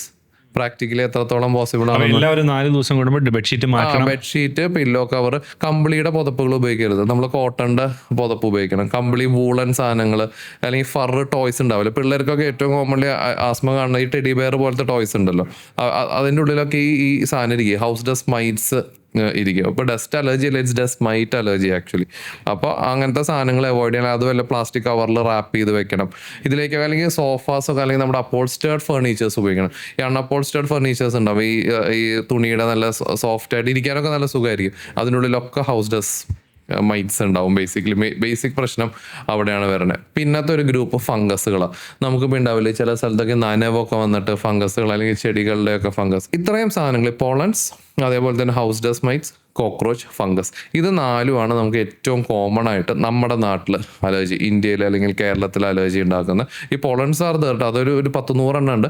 അതിൽ തന്നെ നമ്മൾ സെലക്ട് ചെയ്യും കേരളത്തിലെ ഏറ്റവും കോമൺ ആയിട്ട്. ഇതാണ്, this is what we do as skin prick test. ഇത് നമുക്കൊരു അലർജിക് റൈനൈറ്റിസ് ഉള്ള ആൾ അല്ലെങ്കിൽ ആസ്മയുള്ള ഒരാൾ നമ്മുടെ അടുത്ത് വന്നു കഴിഞ്ഞാൽ, നമ്മൾ അലർജിക് റൈനൈറ്റിസിൻ്റെ ആസ്മയുടെ മരുന്ന് ഏത് ഡോക്ടറെ അടുത്ത് പോയാലും, ഒരു MBBS കഴിഞ്ഞ ഡോക്ടറെ അടുത്ത് പോയാൽ U get A proper medicine. വലിയ കുഴപ്പമൊന്നും ഉണ്ടാവില്ല. ബട്ട് അവിടെ ഒരു ഡിഫറൻസ് ഉണ്ടാക്കുന്നത് എന്താണെന്ന് വെച്ചാൽ, കുറച്ചും കൂടെ ബെറ്റർ ആയിട്ട് നമുക്കത് അവോയ്ഡ് ചെയ്യാൻ നോക്കാം. നിങ്ങൾ കഴിക്കുന്ന മരുന്ന് ചിലപ്പോൾ പകുതി കഴിച്ചാൽ മതിയാവും. ഒന്ന്. രണ്ടാമത്, you have an option for immunotherapy. ഇമ്മ്യൂണോതെറാപ്പിയിൽ ഇതേ സാധനങ്ങൾ, കോക്രോച്ചിന്റെ സത്ത് തന്നെ മെഡിസിൻ ആയിട്ട് തരുത്. ഹൗസ് ഡസ്റ്റ് മൈറ്റ്സിന്റെ ആന്റിജൻസ്, അതിന്റെ പ്രോട്ടീൻസ് നമ്മൾ എക്സ്ട്രാക്ട് ചെയ്ത് ചെറിയൊരു ഡൈല്യൂഷൻ ആക്കും. 1:500, 1:250, 1:50, അങ്ങനെ ആ ഡൈല്യൂഷൻ കൂട്ടി വരും. അതായത് നമ്മുടെ ഇമ്മ്യൂൺ സിസ്റ്റത്തിനെ നമ്മൾ ട്രെയിൻ ചെയ്യും. അവൻ ചെറുപ്പത്തിലെ ട്രെയിൻഡ് കുറച്ച് കിട്ടാത്തതുകൊണ്ട്, അവന് ട്രെയിനിങ് കിട്ടാത്തതുകൊണ്ട് വേറെ വഴിയില്ല, ഇനിയിപ്പോൾ നമ്മൾ തന്നെ ട്രെയിൻ ചെയ്യിച്ചെടുക്കണം. That is the best thing. അപ്പോൾ അതുകൊണ്ട് എന്താ അതിൻ്റെ ബെനിഫിറ്റ് എന്ന് വെച്ച് കഴിഞ്ഞാൽ, we don't have any side effects. കാരണം നമ്മൾ കൊടുക്കുന്നത് ഈ സാധനം തന്നെയാണ്. അത് ഭയങ്കര ചെറിയ ഡൈല്യൂഷനിൽ വി സ്റ്റാർട്ട് ചെയ്തിട്ട് ഇവനോട് പറയണ്ട, ഇവനൊരു പ്രശ്നം ഉണ്ടാക്കണില്ല, നീ പേടിക്കണ്ട. അതാണ് ബേസിക് കോൺസെപ്റ്റ്. നീ പേടിക്കേണ്ട. അപ്പോൾ ഒറ്റയ്ക്ക് we don't give A very high dilution. 1:500 എന്ന് പറഞ്ഞാൽ മനസ്സിലായില്ല, നമ്മളൊരു 500 ഇതിനുള്ളിൽ ഒരു യൂണിറ്റ് മാത്രമായിരിക്കും നമ്മുടെ. അത് നെക്സ്റ്റ് ടൈം 1:250 ആക്കും, ഒരു 2 months കഴിഞ്ഞിട്ട്. Then after 2 months we make it 1:50. ഇതൊരു 2 to 3 years പേഷ്യൻസിൽ ഒരു വീക്ക്ലി 2 or 3 നാവിൻ്റെ ഇടയിൽ ഉപയോഗിക്കാവുന്ന ഡ്രോപ്പ്. അപ്പോൾ കംപ്ലീറ്റ്ലി അത് ക്യൂർ ആവും. Completely you get a cure for that is a cure without any side effects. അതായത് ബാക്കിയുള്ള എല്ലാ കാര്യങ്ങളും അലർജിയുടെ സിംറ്റംസ് സപ്രസ് ചെയ്ത് വെക്കുന്നുള്ളൂ. മെട്രിക്സിൻ കഴിക്കുമ്പോൾ actually you will get all your allergy is not going away. അല്ലേ? അതെ, കോഗ്നിറ്റീവ് ഫംഗ്ഷൻ മൊത്തം സപ്രസ്ഡ് ആവുകയാണ്, മൊത്തത്തിൽ സപ്രസ്ഡ് ആവും. അപ്പോൾ കിളി പറന്നു പോകും, തുമ്മലും പറന്നു പോകും, എല്ലാം പറന്നു പോകും. But the allergy is not going away. ഏറ് കൊണ്ട കോഴിയെ പോലെ ഇങ്ങനെ നടക്കുന്നതല്ല, അങ്ങനെ ഇരിക്കും. എന്ന് വെച്ചാൽ അവിടെ എനിക്ക് തോന്നുന്നു അത് വേറെ രീതിയിൽ ക്വാളിറ്റി ഓഫ് ലൈഫിനെ എഫക്ട് ചെയ്യുന്നുണ്ട് അല്ലേ. പിന്നെ മെയിൻ ഇഷ്യൂ എന്ന് വെച്ചാൽ ആൾക്കാർക്ക് ഇതൊന്നും നമ്മുടെ നാട്ടിലെ ആൾക്കാർക്ക് അറിഞ്ഞു തുടങ്ങിയിട്ടില്ല. എനിക്ക് തോന്നുന്നു ഇതിന്റെ അവയർനെസ് ഭയങ്കര. That is the second thing. ഞങ്ങളിപ്പോൾ പാലക്കാട് സെലക്ട് ചെയ്തത് സാധാരണക്കാർക്ക് ഇതിന്റെ സർവീസസ് കിട്ടും. സെക്കൻഡ് തിങ്, ഞങ്ങൾ കൂടുതൽ കോൺസെൻട്രേറ്റ് ചെയ്യുക doing whole lot of health talks. ഞങ്ങളിതിന്റെ ഗ്രാൻഡ് ലോഞ്ച് കഴിഞ്ഞതിന് ശേഷം എനിക്ക് തോന്നുന്നു നമ്മളൊരു 50-60 ടോക്കുകൾ ചെയ്തിട്ടുണ്ട്. ഷോർട്ടായിട്ടാണെങ്കിലും ലാർജ് ആയിട്ടാണെങ്കിലും. ദാറ്റ്സ് വൈ ഞാൻ തൗഫീഖിൻ്റെ ഇത് കണ്ടപ്പോൾ ഐ ഗോട്ട് വെരി ഇൻട്രസ്റ്റഡ്. എനിക്ക് അങ്ങനത്തെ വെറൈറ്റി ആൾക്കാരുടെ അടുത്ത് this should reach common people. Out of space science ഒന്നുമല്ല ഇത്. ഭയങ്കര എളുപ്പത്തിൽ ചെയ്യാവുന്ന, സാധാരണക്കാർക്ക് ചെയ്യാവുന്ന. Again the next thing is about the cost. എപ്പോഴും ആൾക്കാർക്ക് കൺസിഡർ ചെയ്ത് ഞങ്ങൾക്ക് ചെയ്യാൻ പറ്റുമോ. അറ്റ് അലർജി ആസ്മ ഫൗണ്ടേഷൻ എനിക്ക് തോന്നുന്നു കേരളത്തിലെ ഏറ്റവും ചീപ്പസ്റ്റ് ആയിട്ട് V provide it comes around 1000 to 1500 per month. ഒരു മാസം 1500 ഇമ്മ്യൂണോതെറാപ്പിക്ക്. എനിക്ക് തോന്നുന്നു ഇപ്പോൾ ഒരു ലിവോസിട്രസ് നല്ലൊരു കമ്പനിയുടെ tablet you get it for 12 rupees, 13 rupees. ആ ഒരു ലെവലുണ്ട്. ചിലർക്ക് അത് മാത്രം മതിയാവില്ല. സിറ്റിയിൽ ഒരുപാട് പൊല്യൂഷൻസ് ഉണ്ട്, ഒരുപാട് പ്രശ്നങ്ങളുണ്ട്. അപ്പോൾ ഈ സിറ്റിയിൽ കൂടെ പോകുന്ന ഒത്തിരി പേര്, ഇപ്പോൾ ഞാൻ തന്നെ ഇത് ബൈക്ക് ഓടിക്കുകയാണെങ്കിൽ അല്ലെങ്കിൽ സ്കൂട്ടർ വല്ല ഓടിക്കുകയാണെങ്കിൽ ഞാൻ കവർ ചെയ്തിട്ടായിരിക്കും പോകുന്നത്. അപ്പോൾ ഈ സിറ്റിയിലുള്ള പൊല്യൂഷൻ നമ്മളെ എത്രത്തോളം ഈ അലർജീസിനെ ട്രിഗർ ചെയ്യും, അതിനെ നമുക്ക് എങ്ങനെ പ്രൊട്ടക്ട് ചെയ്യാം? അർബനൈസേഷൻ ആസ് സച്ച് അല്ലെങ്കിൽ സിറ്റി ലൈഫ് ആസ് സച്ച് അലർജിക്ക് കൂടുതലാണ്. അതായത് ഹൈജീൻ ഹൈപ്പോത്തസിസ് എന്ന് പറഞ്ഞിട്ട് എനിക്ക് പണ്ടൊക്കെ എല്ലാവരും പറയുന്നത് വൃത്തി കൂടുമ്പോൾ പ്രശ്നം കൂടുതലാന്ന് പറയും.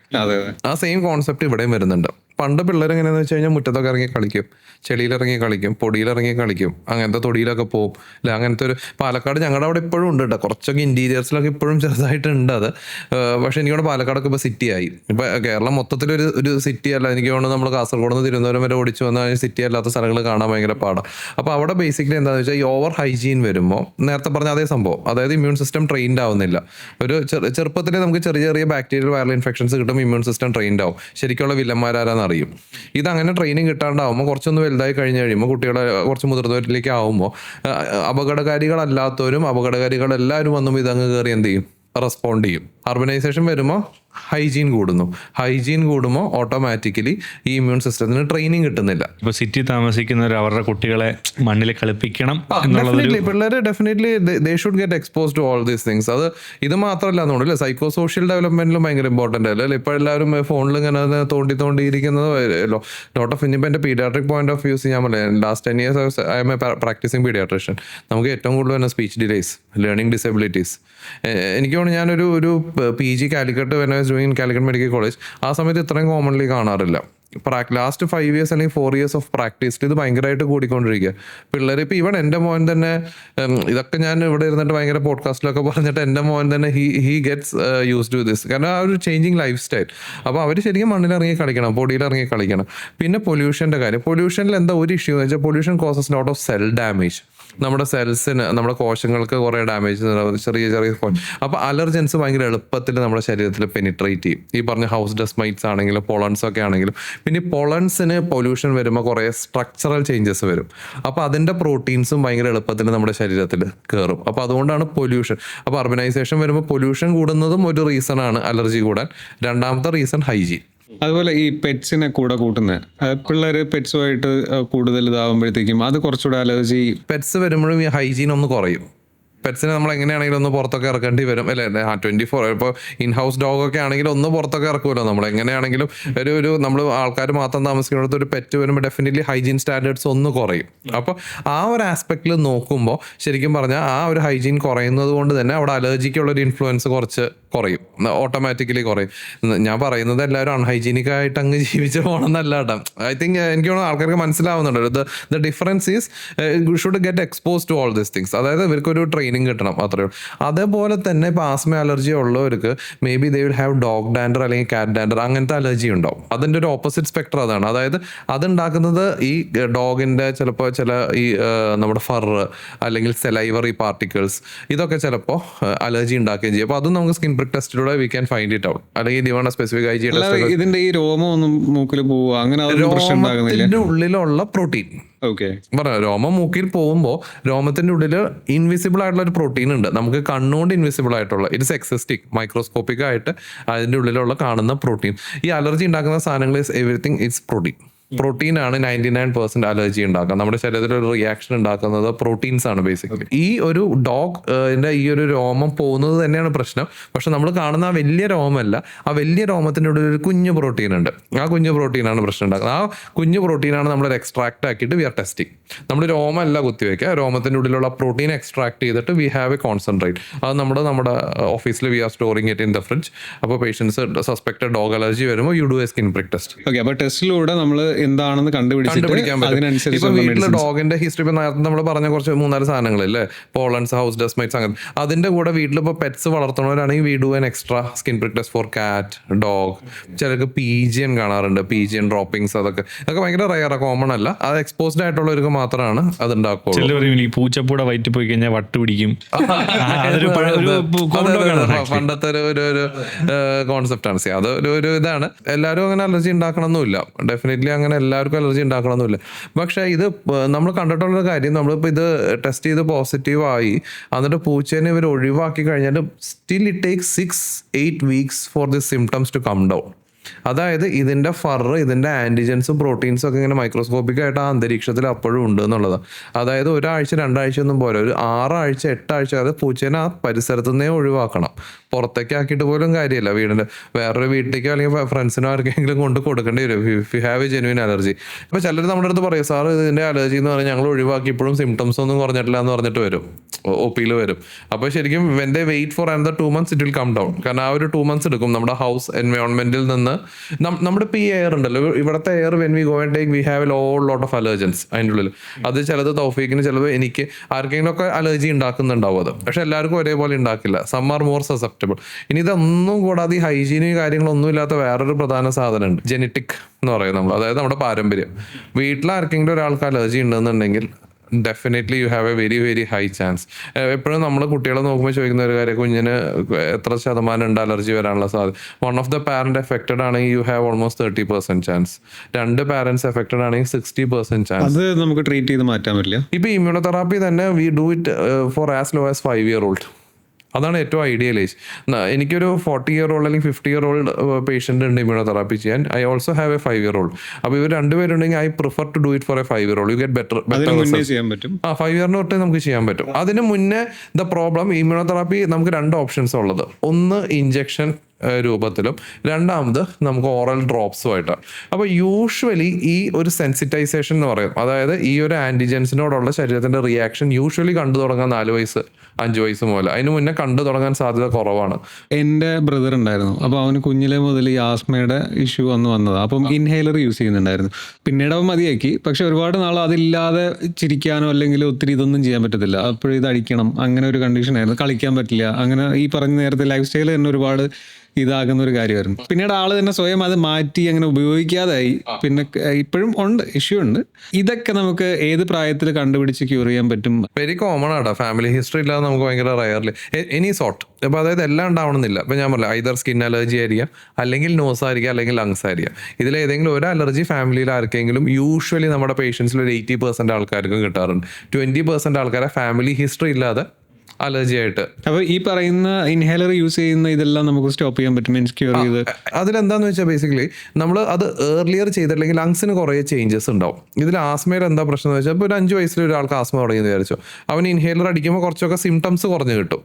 അങ്ങനെ നമ്മൾ പോയി 10 വയസ്സ് 15 വയസ്സൊക്കെ ഇമ്മ്യൂണോതെറാപ്പി എടുക്കാതെ അവൻ ഇങ്ങനെ പോയിക്കൊണ്ടിരിക്കുകയെന്ന് വെച്ചോ, ഈ ലങ്സിൽ കുറേ ഇറിവേഴ്സിബിൾ ചേഞ്ചസ് വരും. നമുക്ക് തിരിച്ചു കൊണ്ടുവരാൻ പറ്റാത്ത കുറേ ഡാമേജസ് വരും. അങ്ങനത്തെ ഒരു സ്റ്റേജിൽ അവനൊരു 25 വയസ്സിന് ഞങ്ങളുടെ അടുത്ത് വന്നാലും immunotherapy will not offer a good result. കൊടുക്കും. Again quality of life can be improved. Maybe ഒരു 40% 50% ഒക്കെ ഇമ്പ്രൂവ് ചെയ്യാൻ പറ്റും. പക്ഷെ the same person if he had come at 5 year old, ഒരു 5 വയസ്സുള്ളപ്പോൾ വന്നിട്ടുണ്ടെങ്കിൽ the results will be excellent. പറയാൻ മനസ്സിലായി. അപ്പോൾ ആ സമയത്ത് ലങ് ഡാമേജ് ഒക്കെ ഇങ്ങനെ സ്റ്റാർട്ട് ചെയ്ത് തുടങ്ങിയിട്ടുണ്ടാവുള്ളൂ. അപ്പോഴേ നമ്മൾ ഇമ്മ്യൂണോതെറാപ്പി കൊടുത്തിട്ട് ഇമ്മ്യൂൺ സിസ്റ്റത്തിനെ അങ്ങ് ട്രെയിൻ ചെയ്തെടുക്കും. By around 7 years 8 years he will outgrow the allergy. മറ്റേതാവുമ്പോൾ എന്താണെന്ന് വെച്ചാൽ 30 വയസ്സ് 40 വയസ്സിൽ he will not outgrow it. But 30 വയസ്സ് 25 വയസ്സൊക്കെ ഇമ്മ്യൂണോതെറാപ്പിയിൽ they are doing good കേട്ടോ. ബൈ ടെക്സ്റ്റ് അല്ലെങ്കിൽ by theory they are telling that the results അത്ര പോരാന്നുള്ളതാണ്. പക്ഷെ നമുക്ക് 25 വയസ്സ് 35 വയസ്സുള്ളവരൊക്കെ ഭയങ്കര എക്സലൻ്റ്ലി, ഞങ്ങൾക്ക് ഒരു പേഷ്യൻ്റ് തന്നെ ഡിമാൻഡ് ചെയ്താൽ ഞങ്ങൾ കൊടുക്കാറില്ല. ഒരു 50 വയസ്സിന് മേലെയുള്ളവർക്ക് കൊടുക്കാറില്ല. ഒരു 67 വയസ്സുള്ള ആൾ ഹി ഡെഫിനറ്റ്ലി ഡിമാൻഡ്. ഒരു പൊളിറ്റീഷ്യനായിരുന്നു ഞങ്ങളുടെ ലൊക്കാലിറ്റിയിലുള്ള. അപ്പോൾ പുള്ളി എപ്പോഴും പുറത്താണ്. അപ്പോൾ പുള്ളിക്ക് 1-2 പോളൻസ് ഭയങ്കര സ്ട്രോങ് പോസിറ്റിവിറ്റി കിട്ടി. ഞങ്ങളുടെ നാട്ടിൽ പാർത്തീനിയം എന്ന് പറഞ്ഞൊരു ചെടിയുണ്ട്, അട്ടപ്പാടി മണ്ണാർക്കാട് ആ ഏരിയയിലൊക്കെ കാണുന്നത്. അപ്പോൾ പുള്ളി പൊളിറ്റീഷ്യനായിട്ട് എല്ലായിടത്തും പോയി സംസാരവും പ്രസംഗമൊക്കെ ആയിട്ട്. അപ്പോൾ പുള്ളി 67 year old. അപ്പോൾ ഞങ്ങൾ സ്കിൻ പ്രൊട്ടക്ട് ചെയ്തപ്പോൾ ഈ 2 പോളൻസാണ് കൂടുതൽ കിട്ടി. അതിൻ്റെ ഒപ്പം ഓസ്റ്റോസ്മൈറ്റ്സും. അപ്പോൾ പുള്ളിക്ക് കണ്ണിൻ്റെ അലർജി ആയിരുന്നു കൂടുതലുണ്ടായത്, കണ്ണിൻ്റെയും മൂക്കിൻ്റെയും ഇതായിരുന്നു കൂടുതലുണ്ടായിരുന്നത്. അപ്പോൾ പുള്ളിയോട് ഞങ്ങൾ പറഞ്ഞു ഇമ്മ്യൂണോതെറാപ്പി ഞങ്ങൾ അഡ്വൈസ് ചെയ്യില്ലേ. ഇപ്പോൾ പുള്ളി ഭയങ്കര വാശില്ല, എന്തായാലും ഞാൻ ചെയ്യാം, ഐ ഹാവ് നോ പ്രോബ്ലം, എനിക്ക് എന്തായാലും ട്രൈ ഔട്ട് ചെയ്യണം എന്ന് പറഞ്ഞിട്ട് ആക്ച്വലി ഈസ് ഡൂയിങ് ഗുഡ്. കാരണം എപ്പോഴും എല്ലാം നമുക്ക് ടെക്സ്റ്റ് ബുക്ക് വൈസ് പോകാറില്ല. But we can not give false promises അല്ലേ. അപ്പോൾ അതാണ് യൂഷ്വലി ഐഡിയൽ ഏജ് എന്ന് പറയുന്നത് 5 years to 35-40 years ആണ് എപ്പോഴും ideal.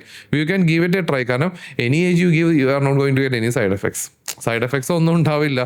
Quality of life 1% improve ചെയ്താൽ ഈ 67 വയസ്സുള്ള ആൾ മേ ബി പുള്ളിക്ക് ചിലപ്പോൾ ഒരു 70-75 വയസ്സ് വരെ നല്ല ക്വാളിറ്റി ഓഫ് ലൈഫിൽ ലീവ് ചെയ്യാൻ പറ്റും. ആ ഒരു ഡിഫറൻസ് നമുക്ക് ഉണ്ടാക്കാമല്ലോ. അതും സൈഡ് എഫക്ട്സ്. ഇപ്പോൾ സൈഡ് എഫക്ട്സ് ഉള്ളതാണ് again we can have withhold it. Side effects ഒരു രീതിയിലും ഇല്ലാത്തത് കൊണ്ട് തന്നെ there is no odd problem in giving a try എന്നുള്ളത്. ഈ നേരത്തെ പറഞ്ഞ ആസ്മയുടെ കാര്യം പറഞ്ഞില്ലേ, ആസ്മ വരുന്നതിന്റെ മെയിൻ റീസൺ ഈ പറയുന്ന അലർജി കൊണ്ട് മാത്രമാണോ, അതോ ആസ്മയായിട്ട് അങ്ങനെ ഒരു 80-90% അലർജി റിലേറ്റഡ് ആണ് ആസ്മ. പിന്നെ നമുക്കൊരു നോൺ അലർജിക് ആസ്മാസ് ഉണ്ട്. ഇപ്പോൾ ഓക്യുപ്പേഷണൽ ആസ്മാസ് എന്നൊക്കെ പറയും. നമ്മളിപ്പോൾ സിലിക്കോസിസ്, ആസ്പെസ്റ്റോസിസ് എന്നൊക്കെ പറഞ്ഞിട്ട് ഭയങ്കര റയറായിട്ട് കാണാം. അതായത് ചില ജോലികളിൽ വർക്ക് ചെയ്യുന്നവർ ചില പൊടികളിലോട്ട് എക്സ്പോസ്ഡ് ആകുമ്പോൾ, ചില സോഡസ്റ്റ് എന്നൊക്കെ പറഞ്ഞിട്ട് ഈ കാർപ്പൻറ്റേഴ്സൊക്കെ അതിലേക്ക് എക്സ്പോസ്ഡ് ആകുമ്പോൾ അതിൻ്റെ ഫൈൻ പാർട്ടിക്കിൾസ് നമ്മുടെ ശ്വാസകോശത്തിൽ പോകും. അപ്പോൾ അങ്ങനെ ഭയങ്കര റെയറായിട്ട് വരും എന്നുള്ളതല്ലാതെ asthma majority are allergy related. നമ്മുടെ ഒരു ഫ്രണ്ട് ഉണ്ടായിരുന്നു, ലൈക്ക് പുള്ളി ഇവിടെ ദുബായിൽ ഇതുപോലൊരു കെമിക്കൽ ഫാക്ടറിയിലാണ് ജോലി ചെയ്തത്. അപ്പോൾ കെമിക്കൽസ് ശ്വസിച്ച് അവനിപ്പോൾ കണ്ടിന്യൂസ് ആസ്മയാണെന്ന് പറഞ്ഞു. അപ്പം അത് ഇതുപോലെ വന്നതായിരിക്കും അല്ലേ? ആയിരിക്കാം. ഇതിൽ ചിലപ്പോൾ ഒരു കോമ്പിനേഷനാണ് കൂടുതൽ കാണാറ് കേട്ടോ. അലർജിക്ക് അല്ലാത്ത ആസ്മാസ് ഭയങ്കര റയറാണ്. ഇപ്പം ഞാൻ ഈ പറഞ്ഞ 80% അലർജിക്കാന്ന് പറഞ്ഞാൽ ബാക്കി 20% നോൺ അലർജിക് എന്ന് പറഞ്ഞില്ലേ. ഈ നോൺ അലർജിക്കിലൊക്കെ ഇപ്പോൾ എപ്പോഴും ഒരു സൂപ്പർ ആഡഡ് അലർജി കമ്പോണൻറ്റും കൂടെ ഉണ്ടാവും. ഈ കെമിക്കൽസിന്റെ എഫക്റ്റ് കൊണ്ട് വരുന്നുണ്ടാവും. അതിന്റെ ഒപ്പം തന്നെ ഒരു അലർജി ഹൗസ് ഡസ്മൈറ്റ്സോ അങ്ങനെ എന്തെങ്കിലും ഒരു സാധനവും കൂടെ, ഒരു കൂനിന്മേൽ കുരു എന്ന് പറഞ്ഞ പോലെ. അപ്പോൾ അവിടെ നമ്മൾ ഇമ്മ്യൂണോതെറാപ്പി കൊടുത്ത അലർജി കമ്പോണന്റ് മാത്രം എന്താവുള്ളൂ, ട്രീറ്റഡ് ആവുള്ളൂ. അവൻ ആ എൻവയോൺമെന്റിൽ നിന്ന് പുറത്തേക്ക് ചാടണം. ഇപ്പോൾ ഒരു കാർപ്പൻറ്റർ ആണ്, സോഡസ്റ്റ് ആണ് അവന്റെ പ്രശ്നം, അറക്കപ്പൊടിയാണ് പ്രശ്നം എന്നുണ്ടെങ്കിൽ ആ കാർപ്പൻറ്റർ ആ ജോലി വിടേണ്ടി വരും. അല്ലാന്നുണ്ടെങ്കിൽ അലർജി മാത്രം ട്രീറ്റ് ചെയ്ത് കഴിഞ്ഞാൽ കാര്യം ഉണ്ടാവില്ല. വളരെ ചെറിയൊരു ശതമാനം മാത്രമാണ് തീരെ അലർജിയുടെ ഇൻഫ്ലുവൻസ് ഇല്ലാതുള്ള ആസ്മ വരുള്ളൂ. മേ ബി 5% അങ്ങനെ വരുള്ളൂ. മെജോറിറ്റി വരുന്നത് അലർജിക് അല്ലെങ്കിൽ അലർജി പ്ലസ് നോൺ അലർജിക്.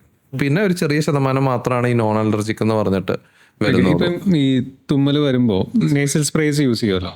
ഞാൻ ഈ റീസെൻ്റ്ലി എനിക്ക് ഈ തുമ്മൽ വരുന്ന സമയത്ത് ഈ അലർജിയുടെ ഇഷ്യൂ ആയിട്ടാണ് വന്നത്. അപ്പം ഈ ഒരു പോർഷനിൽ ചെറിയൊരു ഇതുണ്ട് എന്ന് പറയുന്നത്.